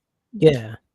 I'm curious because that's one of the reasons why I tell everyone Ultraman, you can binge Ultraman, and Ultraman is enjoyable and it's easier because you're only going through 25 episodes. That's the thing. I want to get into Ultraman, but I don't know where to start. Like, and I've heard like, the episode like X. We had this discussion last week because I recently started getting really into Ultraman. Like a lot of good ones. Seriously do I into jump into Deca because it's like the latest one, or do I go back? I would say no, because the thing is, like, Decker was the one that I got into, but even then I didn't get fully invested in. I didn't get invested into this franchise until I watched that first Belial movie, which was the Ultra Galaxy like legend fight, because it gives you like all the lore. It gives you like pretty much a quick recap on like who all these different Ultraman are, the Ultra Society, sets up like Zero as a character, and then his continual movie, great. And currently, like even before the stream, I was watching Jeed. Like I knocked out up to episode 7 of Jeed, so I'm just like, I'm invested now. Like the plot lines are hidden, the characters are hidden, and I'm just like, this is the route I should have gone with to begin with. It's good. And I actually suggest that route to people now because I'm kind of the Ultraman guy in my group of friends because I have all the Mill Creek releases. I've seen more Ultraman, probably than Kamen Rider, just from the standpoint of like all the different specials and everything else. Whereas I don't usually dabble in a lot of Kamen Rider movies, especially like the crossover ties and stuff. I always tell everyone, start off with like something lighthearted that's still good story, like RB, or something like Orb with the Origin Saga. Then Zio last week when we were talking on the stream, he told me how he got into it, and I was like, that's the best way, honestly. I know when I was in Bali, I bought like the Ultraman Orb movie because it was like $1. So I haven't watched it yet, but it's somewhere. Thing is, I'd watched some other like Ultraman content on like the side. The Superior 8 Ultra Brothers was a great film that I was just like, I have no nostalgia for any of these characters, but for some reason you made me feel nostalgia. It was good. Like they knew how to hit those beats right. I would And say, I was goes the watching O's original route. Ultraman, which, you know, kind of gave me like original Doctor Who vibes because it was like very sci-fi-ish. You were exploring like the different extraterrestrials that were coming down and things like that. So it was like very cool to that era, like 60s, 70s style Doctor Who was essentially what I would equate like original Ultraman to. So if you like something like that, that also hits those points. And if you like modern Doctor Who, Neo Ultra Q What is what do you mean by modern Doctor okay. Who? I was gonna say, I need you to say clarify. David Tennant. Okay. Like Okay. anything. All right. They're gonna say beyond that. No, I didn't watch past Matt Smith. So Let's not shit on Peter Capaldi here. Come on, he worked with No. what he had. I'd He say, worked with what he had. I plan He on did watching his it best. eventually, not anytime soon.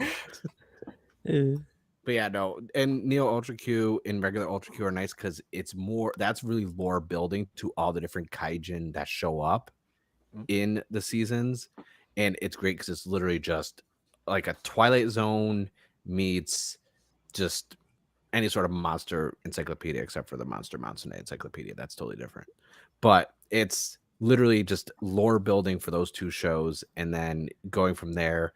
I will say, obviously, any of the Ultra Galaxy fight stuff, because that's where you're going to get not because they're just kind of like one shots, but it's still canon, gives you lore, backstory, and then that's the best way to see. Oh, that character was really cool.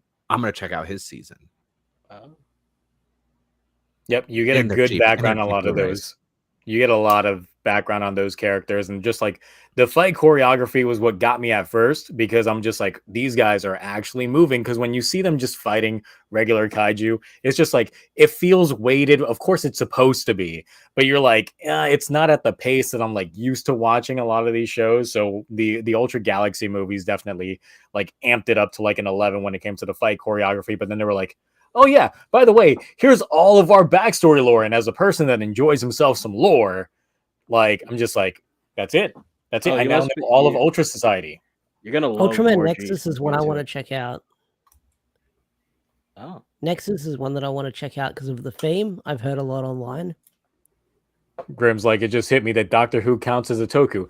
You should see my Basics of Tokusatsu gosh. video because I definitely You addressed include that Doctor Who earlier. in that. Well, It does count. yeah, Nexus is a very good season. I'd say. I'm gonna get roasted for saying modern Yes. Doctor Who now, aren't I? Listen, I forgot how old I am, and that like when I got back into Doctor Who, it was like I didn't realize how long ago it's been. That's how old I am because I stopped kind of watching. Like I started getting it into like man, it's been that Look, long. Doctor Who went through the same phases as Kamen Rider. We got our Showa era, we got our Heisei, we got our Heisei phase 2. Yeah, Currently muscling through Reiwa. Reiwa's not hitting as hard no, it's for not. both of these franchises. True. So it's the same thing.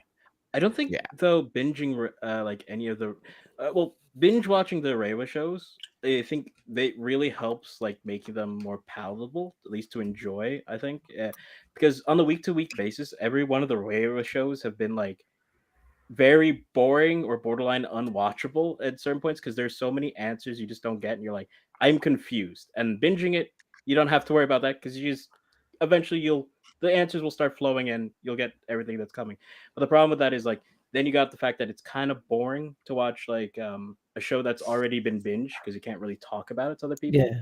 But at the same As- time, there's hype that's usually built up with week to week. So there's no Oh, real yeah. solution. Go ahead, Ash. Sorry. I was going to say, if we're talking like Reiwa Rider, I downloaded all of like the first 16 episodes of Revice like over Christmas, and I binged those 16 episodes like in 2 days, and I was really loving it. Like Yeah. Demons, when he showed up, like he automatically became my favorite character, and I wasn't following it like week to week. Yeah, it was. I agree with you. Like a lot of these Mhm. shows, if you watched a lot of these episodes at once, really help enjoy the experience. The problem comes with like, how do you do that while keeping everyone's attention and like keeping everyone guessing for what comes next? In which case, then you would do bursts, like you would do 8 episode bursts, maybe windows of that, and then you'd split that into like maybe 5 or 4 seasons amongst like throughout the year or so. But then you got the gaps in between, and some people may fall off, some people may fall on, or you end like those bursts in a very weird way that like it does keep people guessing for the next week. But at the same time, they're like, I have more questions and I'm confused and a little angry. And then if you leave people on a bad note, it's like, are you gonna get them for the next date? Are you not? You I never really know. think a lot of the issue comes with the age of social media nowadays in terms of trying to binge a show, because it's like you can get easily spoiled on any show that you're Yeah. watching by just going onto Twitter, just because someone, you have those assholes that go straight into the last episode just because they want to see things. Like Yeah. we get those impulsive people on like different social media platforms that are already awaiting next thing. And once they get next Yeah. thing, if they have access to all of it, they go straight to the end just so they can see that final payoff. And it's just like, I don't know how you can enjoy a show like this, because it does nothing for me. And if anything, it just ruins the experience for me. Yeah, it's the I same don't think people who they watch ruined the like Toku Raw, like when on Sunday or Saturday when people have like they're watching like whatever Rider or Sentai series, they're going in Raw and they're just like tweeting about it. It's like, oh, Yeah. I fucking wish Without everyone knowing the see how- context. Yeah, And they then don't they know get they everything don't wrong. speak the language, and they're just like, "Oh, he did this because of this." It's like, how do you know? You didn't No, see because it. like way back in the day, I would do the same thing. This was like back when like Gundam 00 and like I'm trying to think of what shows were airing back then. But like there would be an application that we would use called Keyhole that would allow us to just watch like the Japanese like TV broadcast as they was airing. But it was literally called Keyhole for a reason, because it was shit quality. It was like 240, like 130p. Like you were looking through the keyhole for a reason. It was ass, but at least you got to see the episode as soon as it was airing. But we didn't know what the hell was going on Sure. in terms of that I aspect, did which that is with why the nowadays anime, but I knew Pretty- what was going. It's Dragon Ball Z and GT, but I was like, I Yeah. know what's happening because they're just fighting. There's no story in this show. But you gotta remember, some of these people just want to like talk about like the ending and like just shit on it and get everyone else's reaction and get them all riled Yeah. up. They Or don't the really twist. care about the show. Yeah. What I'm not gonna say today is there's people on Twitter who will take the raws and like put clips and photos and be like, "Oh, they did it because of this," and they're speaking matter of factly for things that happen in the show. And then when the subs come out and you watch it, like, you were completely wrong. Do you speak this language? Why are you? I was like, or people that okay. would be translating scans and then still get things wrong for like Yeah. a good 3 days. We were calling Gazer Thrill because of the way people were translating those scans. Gazer. I just have the little Google Translate on my phone, and I hold it over the magazine, and I just I'm like, okay, that's what it is. Yeah, so that's why it's like it kind of sucks in the age of social media to try and properly gauge like these shows, because there's always going to be like that one or two asshat that's going to ruin everything for everybody else. And that's why I feel like the binge model is good if you're in seclusion. If Yeah. you are like Yeah. without any other contact. Otherwise, like week to week makes the show definitely way more memorable to me, because I'm having these conversations with like people like y'all and other folks, people in the comment sections and things like that. So it builds up like the memory retention of what I have regarding the show. Because like I was on social media blackout for almost all of Heisei Phase 2. Yeah. I barely remember anything about those shows because I wasn't interacting with anybody while watching them, even though I did watch them technically week to week. But Revice, for as mid as that season was, after, of course, the halfway point, Yeah. I know so much more about that show than anything else because of the amount of conversations I've had Right. regarding it. Oh. And even like with original, like Heisei Phase 1, I got into watching week to week with Kabuto back in 2006. So I was interacting with the community back then. And I remember so much more when it comes to like Kabuto, Deno, Kiva, Decade, and Double, Nice. just because of those interactions. And then, of course, retroactively back then, you could still easily catch up on the rest of the Heisei backlog with everyone else still, like the fan sub community still hadn't subbed all those shows yet. So everybody else was still keeping up with the fan subs. So when like all of Agito started dropping, everybody was like, oh shit, we got to hop on Agito. When all of Blade started getting sub, it's like, oh shit, we got to hop on Blade. So now Right. in an era that everything's caught up, essentially, except for Outsiders, then yeah. I still got to throw in that dick for Yeah. Outsiders. Nah. Oh god. Then gonna- it's just it's like gonna we're all drop it. still like, easy to spoil what might be coming out. So there's a lot of things I don't care about spoilers for, like Super Sentai stuff. So like I watch Zio's Don Brothers reviews every week, and I'm just like, okay, like, but it's not going to spoil when I actually, because I got up to episode 6, so it's not going to spoil it, you know, in 2 weeks when I go through and I just watch all of it in a span of like 2 or 3 days before the finale. It's not really going to ruin the show for me, because even though I know what happens, I'm getting like the main gist of it. You're not doing a full recap minute to minute of what's happening. It's just major points. So it's like I'm still gonna be probably surprised. Plus, I'm gonna see more of the visuals of it while watching it. So it's like, Oh yeah. plus also reading the reviews, it's like, okay, and seeing your review videos, like, okay, this does entertain me enough where I will check this show out. Whereas if your video, you're like, it's all right, this and that, and like if I wasn't feeling what you were saying in the review, it's like, all right, I'll just finish watching all these reviews. You can watch the show for me. I don't need to watch this now. True. Yeah. Plus, you're gonna be binging it, so especially with like, a show like Don Bros. Yeah, like I You're don't. gonna get so into it, you're not even gonna remember. No, I half do the care stuff. about now with the way Geets' storytelling is going right now. I care about spoilers. Oh, Until yeah. like I don't watch anyone else's videos on it. I don't watch the like I don't look at Twitter stuff because I'm just like, nope. There's so many questions I want answers to and so much speculation that I'm like, no, I don't even care if anyone's talking about what's going on in Geets right now. I don't care what people are tweeting I about. generally avoid Twitter like Saturday night going into until like my actual review is like written and I started recording it. I don't touch it because I know there's going to be something there that's going to ruin everything for me, or it's going to sway your opinion on it. And it's like that's great. This is why I don't watch, like, since Ash is out here in fucking Australia, he gets his reviews out before anybody else. Yeah. So I'm just like, I'm not gonna watch your shit until I'm done with mine. Yeah, and I do the same to you. All I look at is what's the thumbnail, so I don't copy the thumbnail, and that's there we go. That's it. Well, even Already the gets thumbnail copied. scares me because when you do thumbnails for videos, like, am I spoiling too much? That's true, comes because you to want to get Toku, something yeah. enticing, but not something that's like, Yeah. oh, this is what happens. That's super spoilery. Yeah, I don't think about it from that standpoint. I'm like, nah, this looks cool. This is going to the thumbnail. That is true. I think of it. That's what I've got I as think well, about but it from that perspective, but then like afterwards, I'm just like, if someone just is now getting into the show, because now I'm actually starting to get comments on like my old Revice reviews of people that are just now getting into Revice. And I'm just like, oh man, if you see some of my later thumbnails, you're instantly gonna get spoiled on some shit. So there's also like that. All my Revice thumbnails are spoilers. Same with my Saber ones. So it's like Like, there's that whole. You could just do like a flip book and get the whole story for Saber from my thumbnails. Oh, hey, listen, for some people that might be the play. Yeah, it could be. That's how it is. But I remember like the first couple of Geets reviews, I remember seeing on my timeline like several folks with the exact same thumbnail image. There's a few. I was just like, oh my god, I have to take a screenshot of the fact that so many people use the same image, which is why now every time they do those slow-mo fight scenes, I'm like, that's thumbnail bait. I'm not gonna fall for that.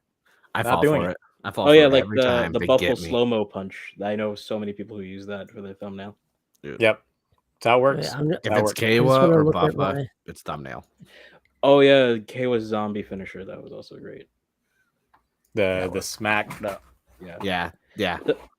Get the fuck out of here. If the Jamato was the other way around, he slapped him in the ass and he flew. It would have been better. Oh god. I mean, so YouTube was around like the late 2000s. And I remember like I had actually uploaded up all of Kabuto on YouTube. Of course, back then there was no issues. But then, you know, things changed and that channel of mine no longer exists, obviously. But man, it was the Wild West of the internet back then. It's how much One Piece back in the day. Yeah, you could do anything back then in just in terms of like music and shit like that. It was ridiculous. Nowadays, there's someone I follow on Twitter right now that pays for Twitter Blue, and they're just uploading every full like Dragon Ball Z film. Oh my god! Once a week. Nice. Oh damn! And I'm like, you're doing the Lord's work. That's I how don't even say the name out loud, but they follow me. I follow them. We've tweeted at each other because they're actually currently getting into Kamen Rider. So I was just like, oh, and I'm like, you're doing the Lord's work. You putting an Android 13 film up on there? Nice. Yeah, no, I got those Blu-rays the second they came out. I was like, yeah, you know, I gotta support the cause, even though I'm still gonna watch them in Japanese versus the English. I'm sorry, the original dub of Dragon Ball Z is my dub. Like The the one where I forget his name, but if you watch Beast Wars, Cheetor was the voice of Goku in like the original dub of Dragon Ball I Z. forgot about that. Oh, before Sean Schemmel? Yeah. Yeah. There's only 2 good dubbed movies for Dragon Ball Z, and it's all because of the soundtrack: The Cooler's Revenge and Lord Slug. Really? You didn't Oh, like the Fusion? Disturbed. Cooler's The Revenge had Disturbed and the Down- Deftones. Oh yeah. Welcome to a Dragon Ball live stream, everyone. Changes when you and then Lord Slug had Disturbed as that. But yeah, no dubs. Yeah, so That moment when You I like should the DM Fusion Danny movie? and see if That we was can a get great geeked movie. them up in here. Now we're never gonna get dubbed Kamen Rider. So Oh no, what are you talking about? We got Dragon Knight dubbed Ryuki. Yeah, don't- The thing is, it's like Malaysia and Singapore typically do get dubbed Kamen Rider in English. yeah, Mm. Because the thing is, I have the decade dub. I have it. I've seen clips of it. I want to see the full thing and see how much I can watch of it. It's actually not that bad. I was watching it originally as a joke, but then I was just like, you know what? I might actually prefer. Like, I hate Mhm. Tsukasa's voice, but everything else, I'm just like, this is actually pretty all right. I was playing it on Discord. We watched like 4 episodes on my Discord server one day, and I was just like, you know what? I could actually tolerate this. It's not that bad. wait, I've there's a seen Blade dub- English dubbed. There is? What?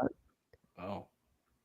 Well, I know Oh, that yeah, It Mark's doesn't buying exist. have- It can't hurt you. It can't hurt you, Mark. It doesn't Mark- exist. Mark's gonna be downloading that the second we get off this stream. Hey. He's gonna be. I don't know. I just Jumping want to the sky let you know, turns to a because we rider didn't kick. talk about it. I did get the Japanese adaptation of Kamen Rider Dragon Knight delivered. So I'm really Oh, curious nice. if they adapted got it mine really too, good I've in got mine Japan. too. Because the English Dragon Knight was really good. So I'm curious to see how that's gonna go. Wait, is that the Japanese dub of Dragon Knight? No, it's just the whole I Japanese have not adaptation. gotten it yet. I'm still waiting for my black Blu-ray to arrive. You didn't get it from Right Stuff? I did. They still haven't. Like, it still hasn't arrived yet. Oh wow. Damn.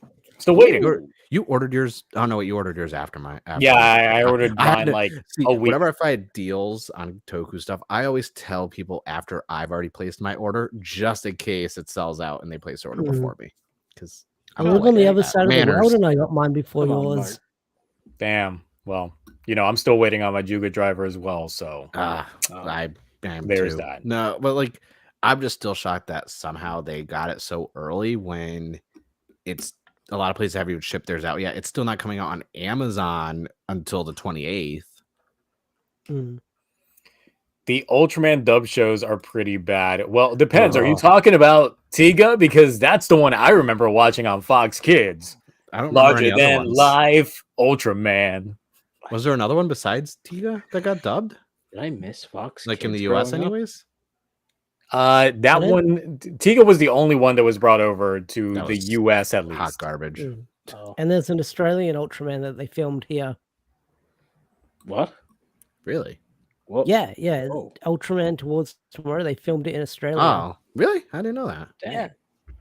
Is there a lot more swearing? Surprised they filmed No. it there and not New Zealand because that's where everybody goes. That's true. Nah. Well, I think this was I'm, like I'm waiting pre-Lord of the for Rings a US in the film 90s. Ultraman.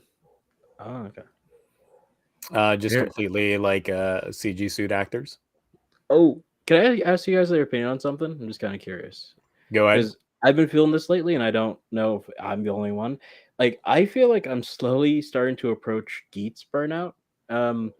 And that's because like there are so many questions in Geats, like a lot of them haven't been answered yet, and they're still expanding the. It's still getting ever expanding convoluted. it. It's Yeah. getting convoluted, and I say that in all my reviews. It's And- getting Kingdom Hearts levels of convoluted, and it's still like episode 21. Yeah, and don't get me wrong, not a bad show. Still, I'm still trekking through. It's not, I haven't lost interest in it yet, but like I'm getting to a point where I'm like, where are some of these answers, man? Like I'm like, I Yeah. need them. Otherwise, it's like you're just piling on more, and I need Yep. something's gotta go. At some point. Interdimensional beings, you have time travelers, you have a reality that might not be the proper reality, you have like sponsors Aliens. that exist, aliens, you have statues that are talking, you have sentient buckles. You have the It's world like- resetting every game And- somehow. And who is eating the oranges in front of Kakura? Oh, that's true. Who's eating sorry? It's Jane. Oh, That video will be coming out soon. No, I've said it the same thing in my videos. Like, we're getting all these things added in, and every once in a while we'll get like a sentence here and there that kind of pushes another plot forward. one's not even a step, and it's running the route where it's like, I hope they can not backtrack, but they can get some of these things answered, because my fear is we're only 21 episodes in. I've said it in a few of my reviews. I feel like I've been watching this show for like 6-7 months. Like, I feel like I've been watching this show for half a year, and my thing is, by the time the show is over, or at least we're 2/3 of the way through it, I hope some of these plot holes don't become plot points that were just left at the wayside and never touched on, because that will hurt the overall feeling of the show. Like, I still want to know, like, why was it so adamant the first 16 episodes of this show were we under the impression that these aliens are going to destroy the world, that we need to win this game or everyone dies? And now it's like, well, they could reset it whenever they want if you win, but it's like, couldn't they just reset it anyways if they have this power?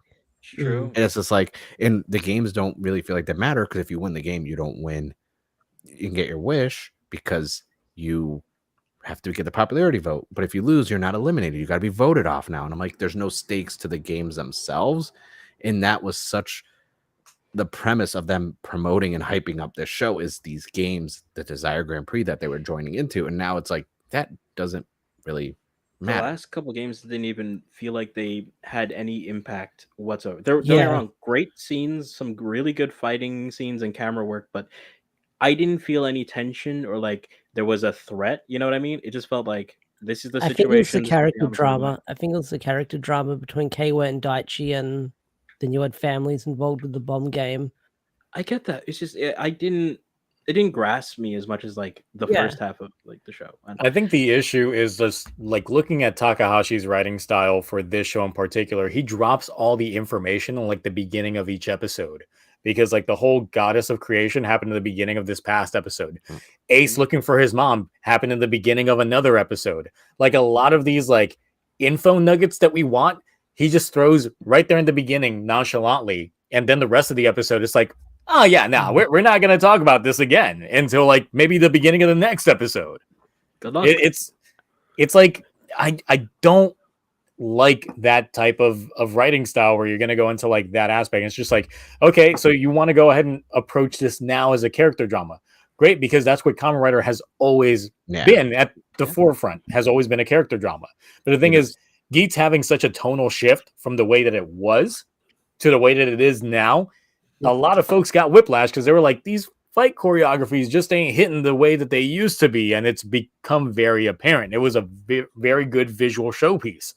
But now it's just like, oh man, where are these fights at? Oh, they're gone? Cool. Chest of Greatness brought up a good point of Keiwa and the boost buckle. I hope we get something from Revice that happened during Revice that can happen during this. On the DVDs, we get a special. Instead of Dear Gaga, oh my god, a whole special Dear Boost Buckle of what is going on between Keiwa and the boost buckle. Whoever is operating the boost buckle clearly has it out for that man. He's like, why do you keep giving me away? Stop it.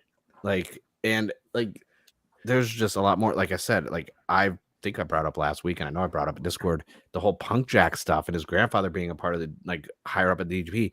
That whole stuff was so thrown away, in my opinion, right now, because it hasn't been touched on. And it's one of those things where it's like, I hope he doesn't pop up like, oh, I'm back and he's playing guitar. It's like there's a lot of stuff that it's not going to ruin the show. The show, I'm still enjoying it. The pacing, it should have been a build up for the turn. I mean, it was like episode 16. Oh, it's a reality show. Episode 17. Whole show feels different now. Yep. It's the definition of an arc ending and starting, whereas like there's no trickle effect over. It's just the whole pacing is thrown off. And I think that's what's not confusing me from what's happening in the show, but confusing me on how I feel about the show. Because I love it. I'm watching it. I'm enjoying it. But this is also one of the few shows where the least amount of merch I've bought in recent years for a show. Yeah, it's like if you like to date myself a bit, it's like watching The Challenge and then going to the real world. It's legit like going between those old MTV shows. It's like I get it, like you're gonna go ahead and pull the wool from under us, but it's like, what's gonna be this payoff?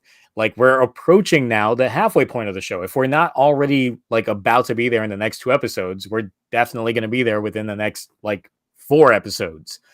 Like we can't drop the ball like what Revice did, where they hit that massive high halfway through, and it's just like, We don't know what we're doing anymore. Let's go back to being episodic and character regression, which they already did in Geats. We already had some character regression moments. So it's like I don't know. I'm trying to be optimistic, but I keep getting shit in my comments going like, you gotta just own up and say that Gates is like the greatest of Wayroy. It's like I'm not because even Revice was good up until like episode 27. No, 25 was great. 27 was still good because of course we had Tamaki go through like his whole like friendship arc. Yeah. And which was great, but then they dropped the ball when it came to Tamaki as a character. Julio, for those of you that are still in the beginning of Revice, by the way. Such waste. Yeah, and then after that, it was shit until episode 42. And then after episode 42, it went back to shit all the way through to the end. Wait, didn't episode 34, if I'm correct, 34, 35, with that epic fight, wasn't that pretty good? Like, look, they had some good fight scenes, but at the end of the day, it doesn't stop the fact that they dropped the ball. Oh yeah, true. Multiple times. Because the whole, even once they cleared out Gifu and once we got to like George's arc, look, he did that shit to himself. Fuck George. Yeah, pretty much. 100%. Fuck George. Absolutely. Like, I'm not satisfied with the whole of Revice. It was great in the beginning, just coming off of what we had before. Yeah. But they did drop the ball. And I just have all those concerns regarding Gates that it might happen again. As much, I'm worried about. As much as I don't want Geats to drop the ball, because I actually am enjoying Geats. Like I said, I feel like I'm burning out because I'm like losing the like ability to keep going through this show. But I still am interested in these characters. I still want to see what happens to them at the end of the day, right? But like if the show doesn't give me more or like make the stakes go back to where they where I actually like feared each like what it would happen post each game, because at this point it's like it doesn't really matter. It's just a popularity contest at the end of the day. Love George's song, dislike his final moment. His song? That wasn't a song. That song was that was talking through all of the Kamen Rider seasons. It's not that great. Any comments on the Glare Worm dance? The second I saw it, I feared for the suit. I was like, oh my god, that suit. No. That was the one spoiler I was finally seeing on Twitter because I was like, what the fuck is happening next week? Don't worry, it's got knee pads. It's got knee pads. Yeah, but he hit the whole chest. That vision driver is LEDs. I know they got a stunt driver on him, but still. Definitely. Jesus Christ, that's true. That thing would like, if I were to do that in one of my CSMs, first of all, I would not. But you can surely bet that shit would be busted. Maybe with a legend henchman belt. Yeah, I mean, I got the Kuga legend. That's it. That's the only one I would do. That one could take abuse. Jesus, but CSM, I barely want to take them out of the box. I don't think I have taken any out of the box yet because I'm just like, don't break. You miss Girori. Why? He was such a non-character. And no, if it turned out like based on how the new game master is running things, that the game master really could have just changed the way the flow of the game was. Girori was dumb as fuck. Like he could have just changed the entire aspect of the game. Yeah, it's true. He could have made it. He made it so vanilla. I miss Giori. Okay, Giori. Plus, I hate this new GM so much. I hate him with a passion. I've decided that he is the worst character in Reiwa. I remember in your last video you mentioned that. Yeah.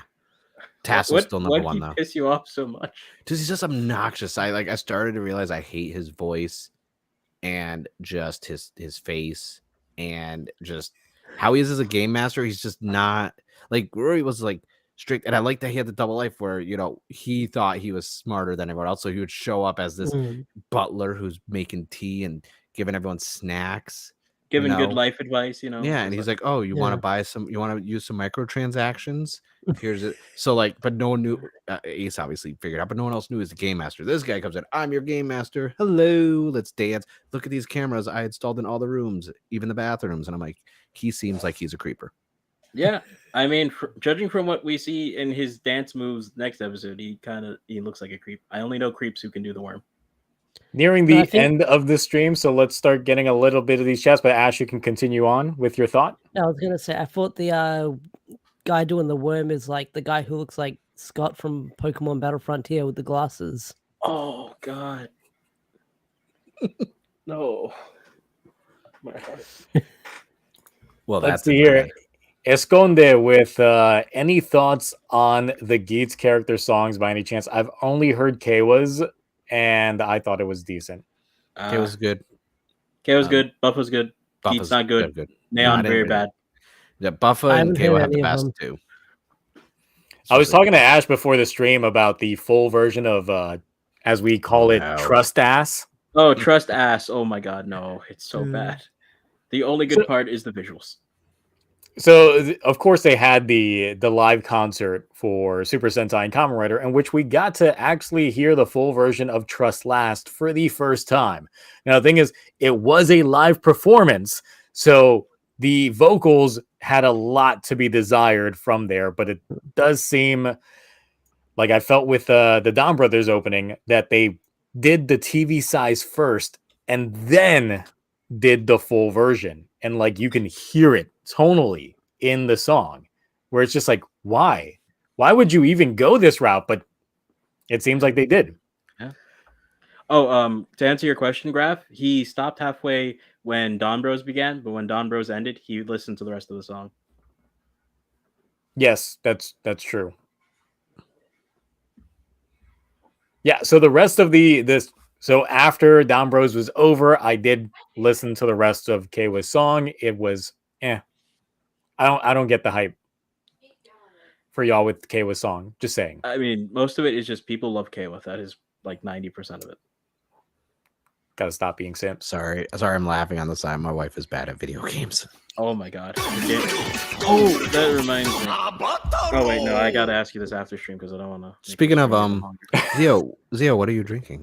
You Oh, didn't yeah, say at the beginning. what So you're I made a mixed drink, and I think I'm like, oh my god, so little left. It's pretty much just nothing. Oh, So you had come up with the suggestion for a mixed drink for the TokuTonic, which was a mixture of you want to say the ingredients? So let me pull it up actually because I forgot off the top of my head. So it was called the Sinoni Negroni. It's a play on a regular Negroni, but I figured because they rhyme. And obviously, I pulled up Discord, and now my internet is slowing down. Oh yeah, you're completely lagging now. Dude, Discord actually froze. God. I need to close Discord. Do you think we'll get There we a go. new Discord type of item froze. besides race bubbles? So it's just like grenadine, a little gin, maybe some vermouth. I can't enunciate the other word. But yeah, it was just a play on it because I don't drink, but I have the license to mix in mixology. So I was like, oh, it'd be kind of cool every week. Be like, oh, let me come up with like a Toku like theme branded, drink.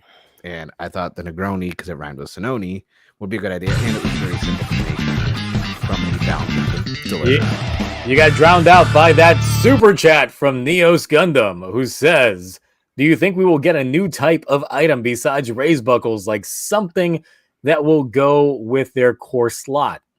We already have, technically. If you want to count Yeah, the the jet. sword. Yeah. Oh, yeah. Sorry.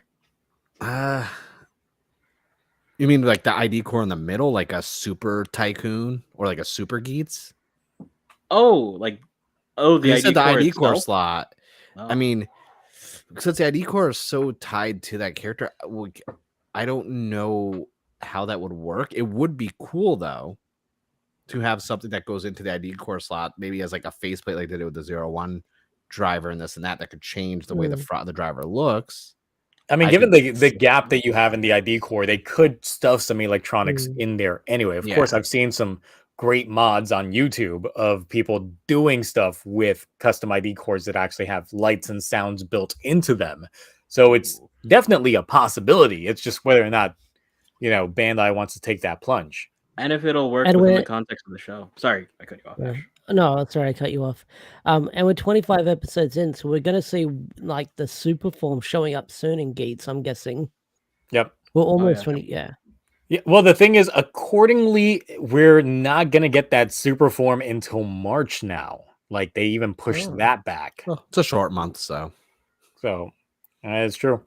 So, it's probably to go hand in, either they ran into some production woes or they were trying to, like, boost up King Oger sales because, once again, it would put it hand in hand with the premiere of King Oger to try and get those numbers up.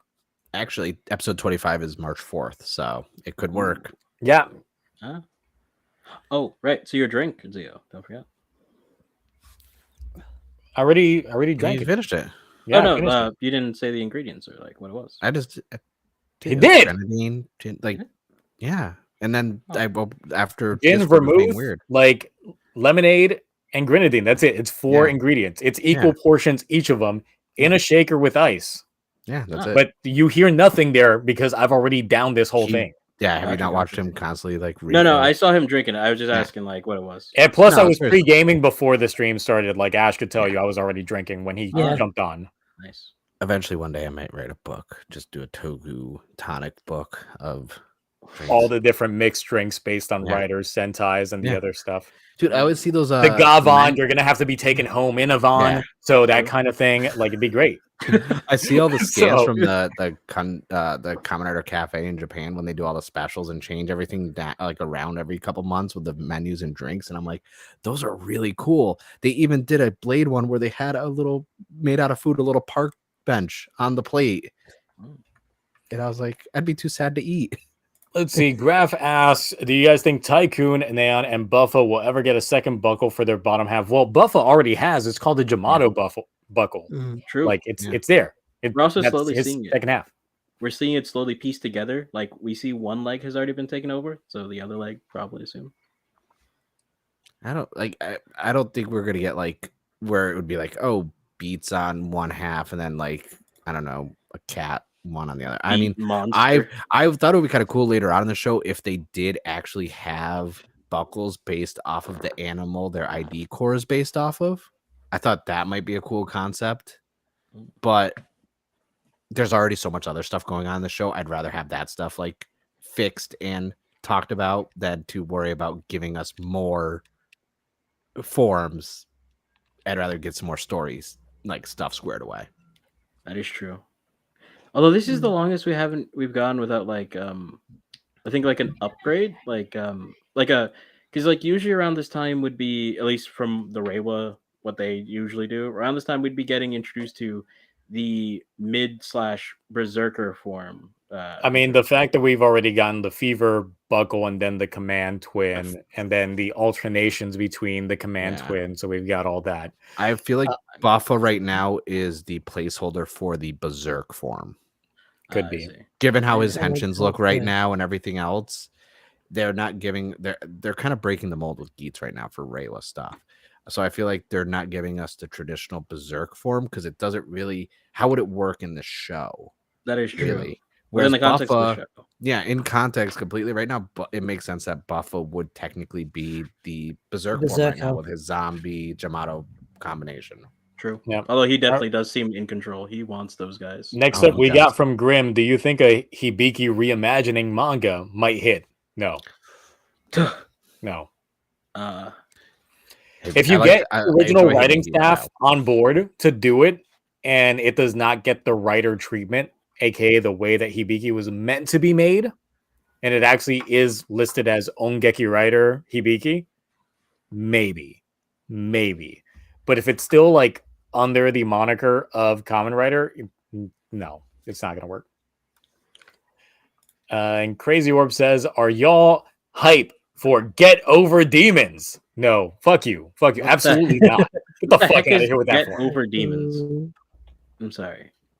Someone's lost it No. on me. Any of these Over Demons forms can just go eat a big fat bag of dicks. Wait, we're getting a new no. Over Demons form? Oh god. Oh, You haven't seen it? No, I Oh, haven't. God. I avoid any spoilers whatsoever, so I haven't. Well, You're you're pulling that up. Selective of my spoilers. Well, you're looking for that. One of the most disappointing things that it got included with my Soto Wave 4 are these. I don't want to build these, but I'm a completionist. I No, don't want no, these on display. Gio. Over Demons didn't deserve better. The whole character of Over Demons, i.e., Tamaki, deserved better. Like Demon Troopers, horrible, this and that. Like all that stuff. Just Main Graf, you're character, he absolutely grew right. horrible. I did not get past episode 5 of Hibiki. But the thing is, I know about it, and I've definitely looked into it. And yeah, like I still can't. I even tried the other day. Like the other day while I was blow drying my hair, I was like, you know what? Let me go ahead and just watch some Hibiki just to see if I can get through it. I watched like episode 2 again. and I couldn't get halfway through, and I was like, "Nah, let me watch something else. You Let me have watch to something not good." go in with the mindset that of like Kamen Rider to like watch that show. Like it was one of the ones I watched like shortly after I was only like maybe 3 or 4 seasons in total that I saw. So, but I do agree with Nitron or whatever is I did like the first half of Hibiki. I thought it was very visual appealing, a lot of cool. Obviously, looking back now, it was such a non-Kamen Rider show. Yeah. But at the time, I didn't know any better. I didn't have really any knowledge of that. I think Hibiki went downhill for me when they introduced Zeranos' character. I can see that for a lot of people. Like it's not like it's one of the shows where very rarely will I find reasons not to recommend a show to someone. I cannot recommend Hibiki to anybody. Not that it's bad, it's just it wouldn't be a great way to introduce someone to Kamen Rider or Toku. I think most people nowadays are aware that it didn't start off being a Kamen Rider show. Like, it was really just because on another network, they were running a show called Maran Senki Ryukendo, and they were like, "Ah, fuck, yeah, we're gonna take a break from Rider, but we can't now. Like, this is direct competition, so let's just brand this one into Kamen Rider," and that's how we got Hibiki getting rebranded. And there was one question really early on that I was like, "Oh, we're hitting our strides before." So everyone's saying, with Black now got a Blu-ray, Black RX got announced for a Blu-ray. Ryuki is now shipping out to people. Realistically, not wishlist out. Realistically, what Kamen Rider season could you see next come from Shout Factory? Because we already know Discotech Media is doing Black RX. So what do you think could be next? What is the next one that would you think could probably draw people in to buy? Draw people in? I feel like Guy might be the next one because that's got such a strong US audience. But Shout Factory does have the original license for OG Kamen Riders, so maybe they'll do that, but hard to see which one will draw people in. I mean, I wouldn't say to draw people in, but chronologically, it would make sense to do Agito just because they've already done Kuga.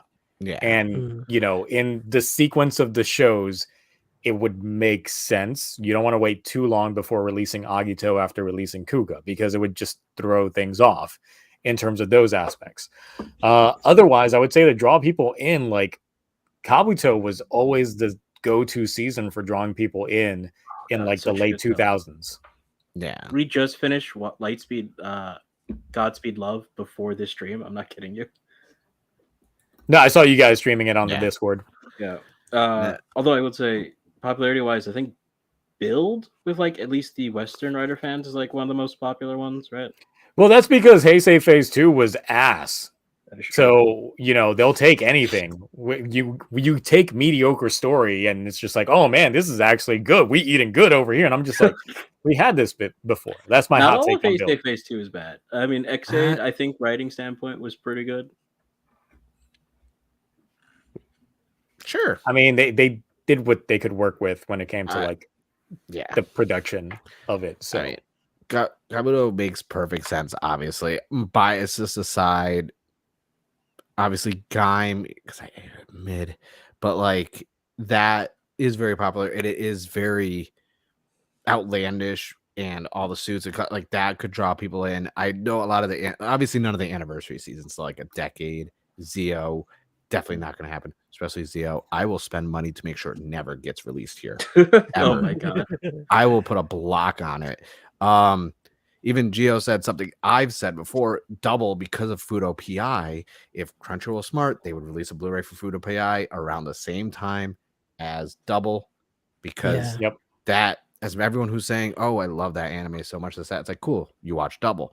I go and ask my friends who like anime who know nothing about Kamen Rider. They watch the show. They're like, I couldn't even finish it because it's just, they're like, it's so heavily reliant on the source material. Yeah. If you don't watch Double, you can't watch Fudo PI. Yeah, there's a lot of stuff you gotta have to know ahead of time. So it's one of those things where it's Double from a marketing standpoint would be great, because Crunchyroll did spend a lot of money marketing Fudo PI. And I don't think there's a return on investment because they have no merch for it, really. There is in Japan, they got the little Nendoroids and all this other stuff coming out, but they have no, I know way more people who don't care about Food PI because they haven't seen Double than people who care about Food PI because they watch Double. Mm. So Double makes sense, but Kabuto is the one I would watch. Besides, like Fi's. I think from Really? for a lot of things, it comes down to like aesthetics and then plot. Because for a lot of Yeah. folks, it's like they look at the cover art, they look and see how the characters look like, and for a lot of folks, like Kabuto has like all the check marks of like aesthetics pleasing, like Mhm. the way the characters look, and then the drama elements once you actually start getting invested in it. Great For characterization. the great way to like just jump into a franchise.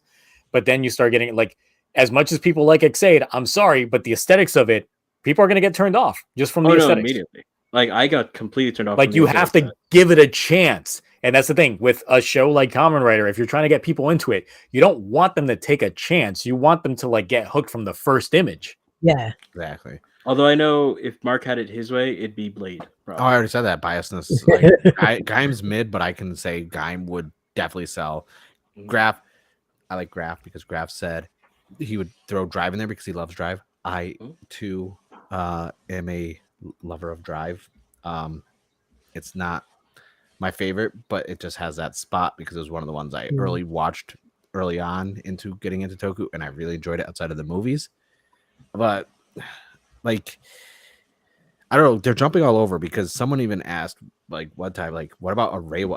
I think it's too soon. I don't think we're getting anything from Reiwa released here.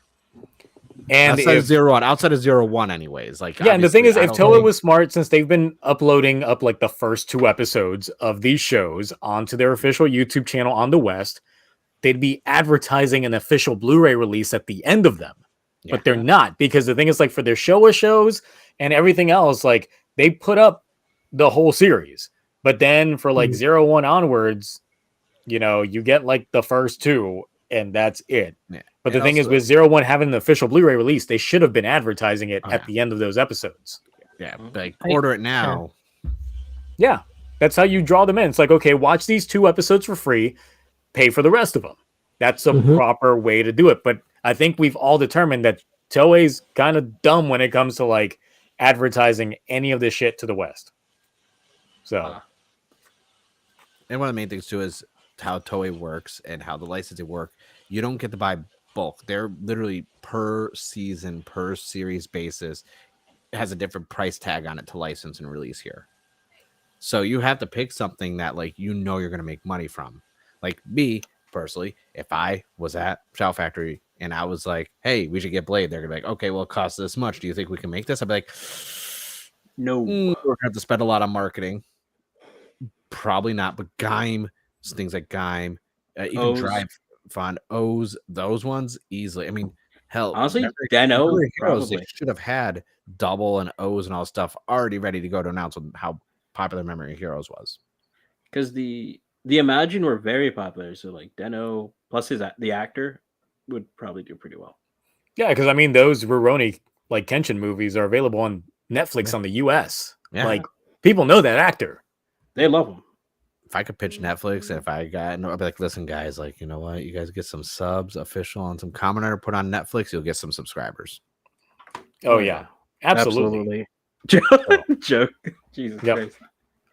It's not even like a fun fact. How even I would care about my Netflix sub back then. Like then, I barely use that shit. So they reverted all those changes, by the way. But it's still $20 for 4K streaming, so I don't care. I canceled it. I'm not paying $20. Wait, it's $20 for 4K streaming? Yes. That and I can't go back to watching movies and TV shows like a caveman at 720p. I'm still one of those that I still hate watching things like in HDR with subs on because they can't get the subs right in HDR. Like they burn my retinas. I turn them off. I can't. Dark scene, and then with subs, everything's ruined. So I know Zio likes that CCTV. I gotta have them subs. I got too used to them. No, I gotcha. Especially with the sound direction some of these shows have nowadays. God, like the ending of Obi-Wan, like I turned off subs and I was like, I can't see shit. Can't see shit. It's too dark. It's too dark. So but yeah, I just thought that was an interesting question about the Blu-ray stuff because outside of Black RX, we have nothing else slated for Blu-rays for the rest of the year now. Yeah. they shot their load in February. I'm sure they'll announce more from Shout later down the line, but like they've shot their load already. I don't think it'll make them that much money too. Probably not. Probably not. No, they're it's. I'm curious. What's hurting them too is they're like, oh, the Kamen Ryuki's out today on Blu-ray. Come to our Twitch stream. We're gonna play the whole series, and I'm like, For free. Yeah. Yeah, for free. was like, Or it's on their yeah. website for free. yeah, Yep. and I'm like, you guys realize what you're doing, and then they're like, there's nothing really else on here. The bonus feature of the final episode, the episode final director's cut. That's it. Mm. And I'm just like, okay, that's fine and all, but like, you guys realize you keep streaming this. Like, once it's released, take it off your streaming service for free. You're not going to get any sales. Like, I was even like, do I really need to buy this? I could literally just load up their website right now and watch it. Yeah. Yep. Though what Same with- technically would also make sense is because it's the 20th anniversary of Fies. That Yeah. could be it, what they're I- working on. It's I'd like be okay Fies with and that. Wizard because it's Fies' 20th and Wizard's 10th. Yeah. What if the Blu-ray came out the same day as the CSM? Oh God. You get that I mean- Amazon notification, CSM and Blu-ray out for delivery. Zio, if he overslept that notification, he'd be so angry the next morning. He'd be like, "I missed it. Oh, I shit. missed it." I And would. it's one of the reasons why I'm like haven't finished Fies yet. Is like I'm hoping honestly to get it on a Blu-ray. I'm getting kind of, even though I have like a whole network, I watch stuff on my TV if I want, but like there's something more convenient and also satisfying having an official physical Blu-ray in your hand and putting it into your console or Blu-ray player, whatever it is, and like watching it that way. Yeah. Because it's kind of the way it was meant to be watched. Also, I don't know if I'm one of those like oddballs, but sometimes I like watching these things with the commentary on, just so I can get that behind the scenes of like I love how they commentary. did shit. I love It's commentary. it's so good. Like just to Oh, get that's those cool. little nitty gritty information bits. It's good shit. Yeah, it's like watching in the show with a buddy who like knows about the. We need ins and Don outs. Brothers director's cut. Well, they have admitted that they have cut stuff from Don Brothers episodes already that we've seen in previews. So it is a real possibility that we could get a Don Brothers like director's cut. Like That the is- episode in which Tsuyoshi found out, like, well, when Miho left him, he had a mental breakdown. You saw it in the preview of that episode. It was cut out from the episode because they legit said this was too dark to air on TV. And I Ah. want to see it because he got a Yeah. real doll right after that. Like, I need to see all the shit they cut out from this show. Like a Don Brothers director's cut of the full thing.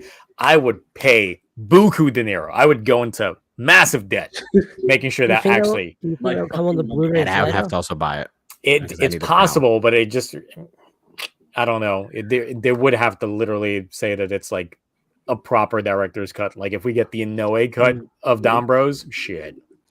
Fund Zio, it. Fund I it. think one of your audience members, Graph, is correct. Your wallet does need you to oversleep any of these launches or announcements. My wallet is already like I've had to up my credit limit on 2 cards. Listen, I did that in September of last year. I understand completely.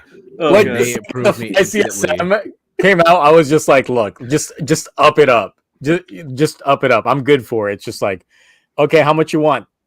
Just 200. We upped it up 1,000. Oh, Yeah. why? Why'd you do this? To me? Why would you do this to me? I can't wait for Toku Dep 2023. Oh Let's my see it. god. I was gonna say I've been good so far the first month, and I was like, no, I haven't. You forgot about that Vision driver, didn't you? No, I didn't forget about that. I forgot about the freaking 5 CSM. Yeah, the Oh, 5 okay. CSM is definitely No, going to be the what's most gonna hurt me expensive is the one. Black Sun CSM. That's gonna Oh, hurt that's me. right. You did get that too. We got Zygarde out here with the $5 saying, whoa, hey guys, how's everyone's wallet looking this week? Sad and feeble. Yes, Not sad. bad. I mean, I had to pay off on some of these pre-orders that I got all at once, almost all at once. It was all right. Though Paid most got of mine. got that gamer driver finally that I'm probably going to repaint the fuck out of. Oh, I can't wait But- to see your new job of that. But because of that, like I heard the full like Genmuso like standby theme, and I'm like, I'm gonna have to use that for like my Toku rewards next year because it's too fucking good. It's too good. Are you gonna release it in like a Toku shorts, or are you gonna do it in like a skit in front of your episodes or something? Nah, it's just gonna be used for my Toku awards next year. You know, I always die like editing that shit together. So Oh no, I meant the recolor of your driver. Oh yeah, when I recolor it, definitely, because I want to change that into original like Famicom colors, Ah, burgundy nice. and gold. Nice Nice. choice. So, all right. Any last things, guys, before we go ahead and head out? Since we are already at 2 hours and 15 Damn. minutes. That went by fast. Shit. Jesus Yep. Christ. Yeah. I'm so sorry. No, I mean, that's usually how we expect these streams to go. And the fact that we've actually retained the audience this entire time pretty steadily has Yeah. been pretty good. Honestly, we've thank done- you all for tuning out tonight and last week as well, given the fact that, you know, this is only the second outing in terms of doing this. But Yeah, if y'all are all Yeah. about this, then we will keep doing this. Yeah. So, Yeah. exactly. Thank you. Really quick though, Gio said, jokes on him. He just gets to figure his model kits. Yeah, so don't I. That shelf right there is all of them. And then I got another one right there full of all of them. And I'm about to start a third one. There's a lot of them and they're expensive after a while. I'm so glad they ended the MG Figurized line because I have them all except for like the one P Bandai Nego model kit was like the only one that I couldn't get my hands on. But otherwise, I've got every MG Figurized kit. Jeez. But they stopped it with O's, literally at O's. We didn't get any other O's forms, which The I'm only just thing- like, the only other one they did was that Artisan Double. That recent one that came out. well, the thing with the MGs is because they're much larger than the regular I know. Figurized standards. Huge. But the way that they designed the O's MG, you literally could, if they made other ones, you could just interchange them because they made the head, the midsection, and all of them like literally come out easily to change the forms. But they didn't make it. They ended the line, so that's a sad point on there. So I wish there was a PG line. That would be nice. Oh my god, a I would 1/6 love scale. That. I would love that. I would love it. A 1/6 scale. Oh my god, you have no idea how much I'd love to work on. The Artisan Double one was a pain in the ass to make, and I don't want to think about a perfect grade freaking movements. Like God, I dream of it every night. Although, Mark, I need you to introduce me to your soda guy, please. All right, last question we'll take from the night is from Esconde once again, which says, which eliminated player would you like to see on the Jamato team next now that we got Daichi up in that bitch? I want that guy who died or who got eliminated. He didn't get eliminated. He retired, but I want to see that kid who wanted to Japan. see Yeah, I want to see Japan. Well, yeah, Daichi technically didn't get. He got retired too. He didn't get like eliminated. He's there. So I mean, the kid who kept the Magnum buckle in his backpack in fucking school. Exactly. I want to see that kid because I feel like he would be perfect for their team. You know what I mean? Oh, he would be. He'd be very good for the team. I want Girori's revenge. Girori gets the comeback. Like he just shows up. It's just saying like, I didn't fuck with y'all before, but I'm in with y'all now. Yeah. And just gives them death and just like they just go all in. They team up and all he wants is to be game master again and destroy Ace. True. Well, I mean, that's what Buffa wants. So Buffa would be like, I get him first, old man. Go ahead, Ash. Well, in the opening, they've got this one shot of like Buffa standing on like the far left. And it's like sort of like that earlier shot we get in the opening. So I get the feeling once we have more people joining the Jamato side, that slot is going to be filled out as well. That was my initial speculation as well, that they would start building up that roster. But of course, Shidori's like actor ended up being a cop out. So we didn't get him. But now that Daichi's come on board, it's definitely possible that in next week's opening, we see him in that cut on there, especially since we know that his ID core has been restored. So, and I want to know how that worked too.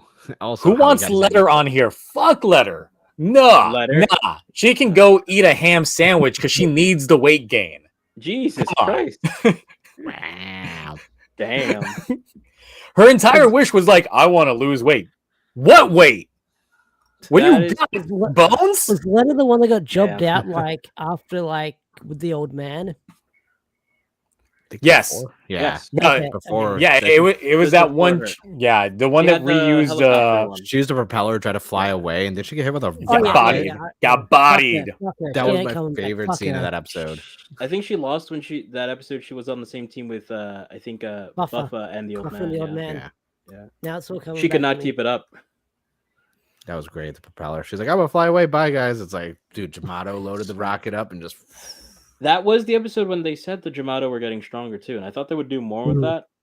They kind of are, but like I need a little more. Now it just seems like humans are turning into Jamato, and it's Yeah. like, ooh, okay. So what was the point of raising up these Jamatos if Ozma is just going to end up becoming the best of them all? Basically, he doesn't even So- use a weapon anymore, and I'm loving it. I He like how doesn't he just need it. goes with his He is the hands. weapon. Exactly. Let's see. Okay, wait. How did they let Dapon's wish even go through, knowing what we know? Because they know he was Because- gonna lose, probably. Yeah, He's gonna lose. He'd be fodder, but he'd just be there for some good monologues. Maybe face off against Keiwa. Mhm. I mean, same reason they're Keiwa both was there, morally too. opposite. I really think the DGP is the type of organization that will let you grant your wish, but then at the end just be like, oh, by the way, we couldn't really grant it, so here's a consolation prize.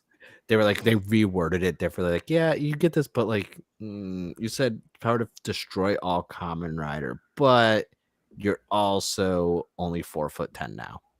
Yeah. Oh, there you go. They'd be like, oh, well, you see, you wanted all the riders back. That's so Sononi size right there, by the way. here's all their ID cores. There you go.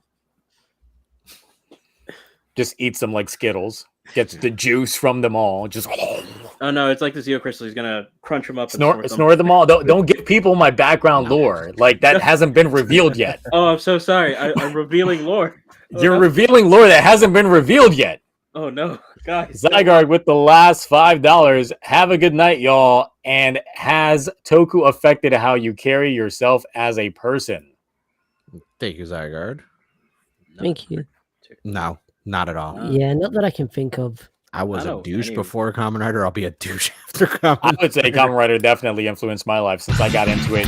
Well, there's the sound effect of him donating that $5. But yeah, like Kamen Rider came into my life when I was like 15, around that time, so still at a very impressionable age. Definitely stayed a part of my life for like the longest time. Never really left, and I would say that it was a major influence in my life as a whole. That and just Power Rangers in general, just because Power Rangers dropped in 93. I was 4 years old. It was one of those that definitely just stayed with me for like nonstop. And once I left Power Rangers, it went to Super Sentai and Kamen Rider and all that. So it's something that's been ingrained in me since I was a near infant to like now. It never left. Oh, I didn't. I thought you meant just We're like 490. how your person, like who you are, like I was like, no. I mean, yeah, obviously, definitely affected me and It was what a- I spend my money on That and was what a I cool enjoy thing from off that. media. It actually got me more into the Japanese culture and then into less of their entertainment side, and to the point where it's like when I go to Japan, yeah, I'm gonna buy some Toku stuff, but I'm gonna be out in the countryside area, go to the mountains, like everything about that culture. So it was kind of a gateway to Yeah. that for me. I know But a lot of people. Oh, sorry. Go ahead. yeah, but as how I carry myself as a person, not really, but more of just what I got into, what entertains me now, what I watch, and what I enjoy. Definitely. I would say that Toku has influenced me way more than say anime, and I'm one of those people that constantly goes like anime was a mistake nowadays because it's gotten way too popular, way yeah. too into the mainstream. But Toku, because it's relegated to only like a handful of shows, I can easily digest that without being like so overwhelmed by the variety that you have as opposed to anime nowadays. Because nowadays, like you have people listing off like what kind of animes like they're into. They'll give you like 20 plus, and it's just like, Yeah. I ain't got time for that. I'm a grown ass man. Shit. I just say harem. Like- When you got people going out in the street was wearing the Agehao hoodies, like that's just these. When I see people wearing cosplay as a fashion statement, and I'm just like, I'm someone that has been cosplaying for years, and you're trying to just make this an everyday thing, like that kind of like diminishes the amount of effort and shit that I put into like my cosplays for the sake of shows. Mhm. In terms of like that aspect, that it's just being so normalized now that it doesn't even feel special anymore when I do cosplay. When you go Oh, to yeah, convention, you- there's more cosplayers than people not cosplaying. True. Yeah. Mm. Because you went to a Walmart, wasn't the cashier cosplaying as like Yes. a Demon Slayer thing, right? Demon Slayer, like full cosplay, just a cashier at Walmart. They just had the Walmart vest on. Jesus Christ! That's a horrible way to be undercover hunting demons. Exactly, they'll suspect you, and everyone knows there's a bunch of demons in Walmart. Well, not anymore because they now close at like 10:30. When they were yeah. 24-hour, definitely. Yeah, so that's the thing now. It's just like, yeah, anime has gotten more modernized, and that's just my old man yelling at clouds like situation I got going on now. Literally So that's not that old. I'm not. We're not that far off, Zio. I'm turning 37 this month, so like, listen, I'm old. I mean, look, when I found out that the guy that actually played the Dino Fury Red Ranger was actually older than me, first of all, I was blown away because I was like, Oh, they actually right. cast someone that old? Damn. Yeah, Really? he's like my age, Yeah. like in his 30s. He's It's Yeah, 35. no, 35. He's 35.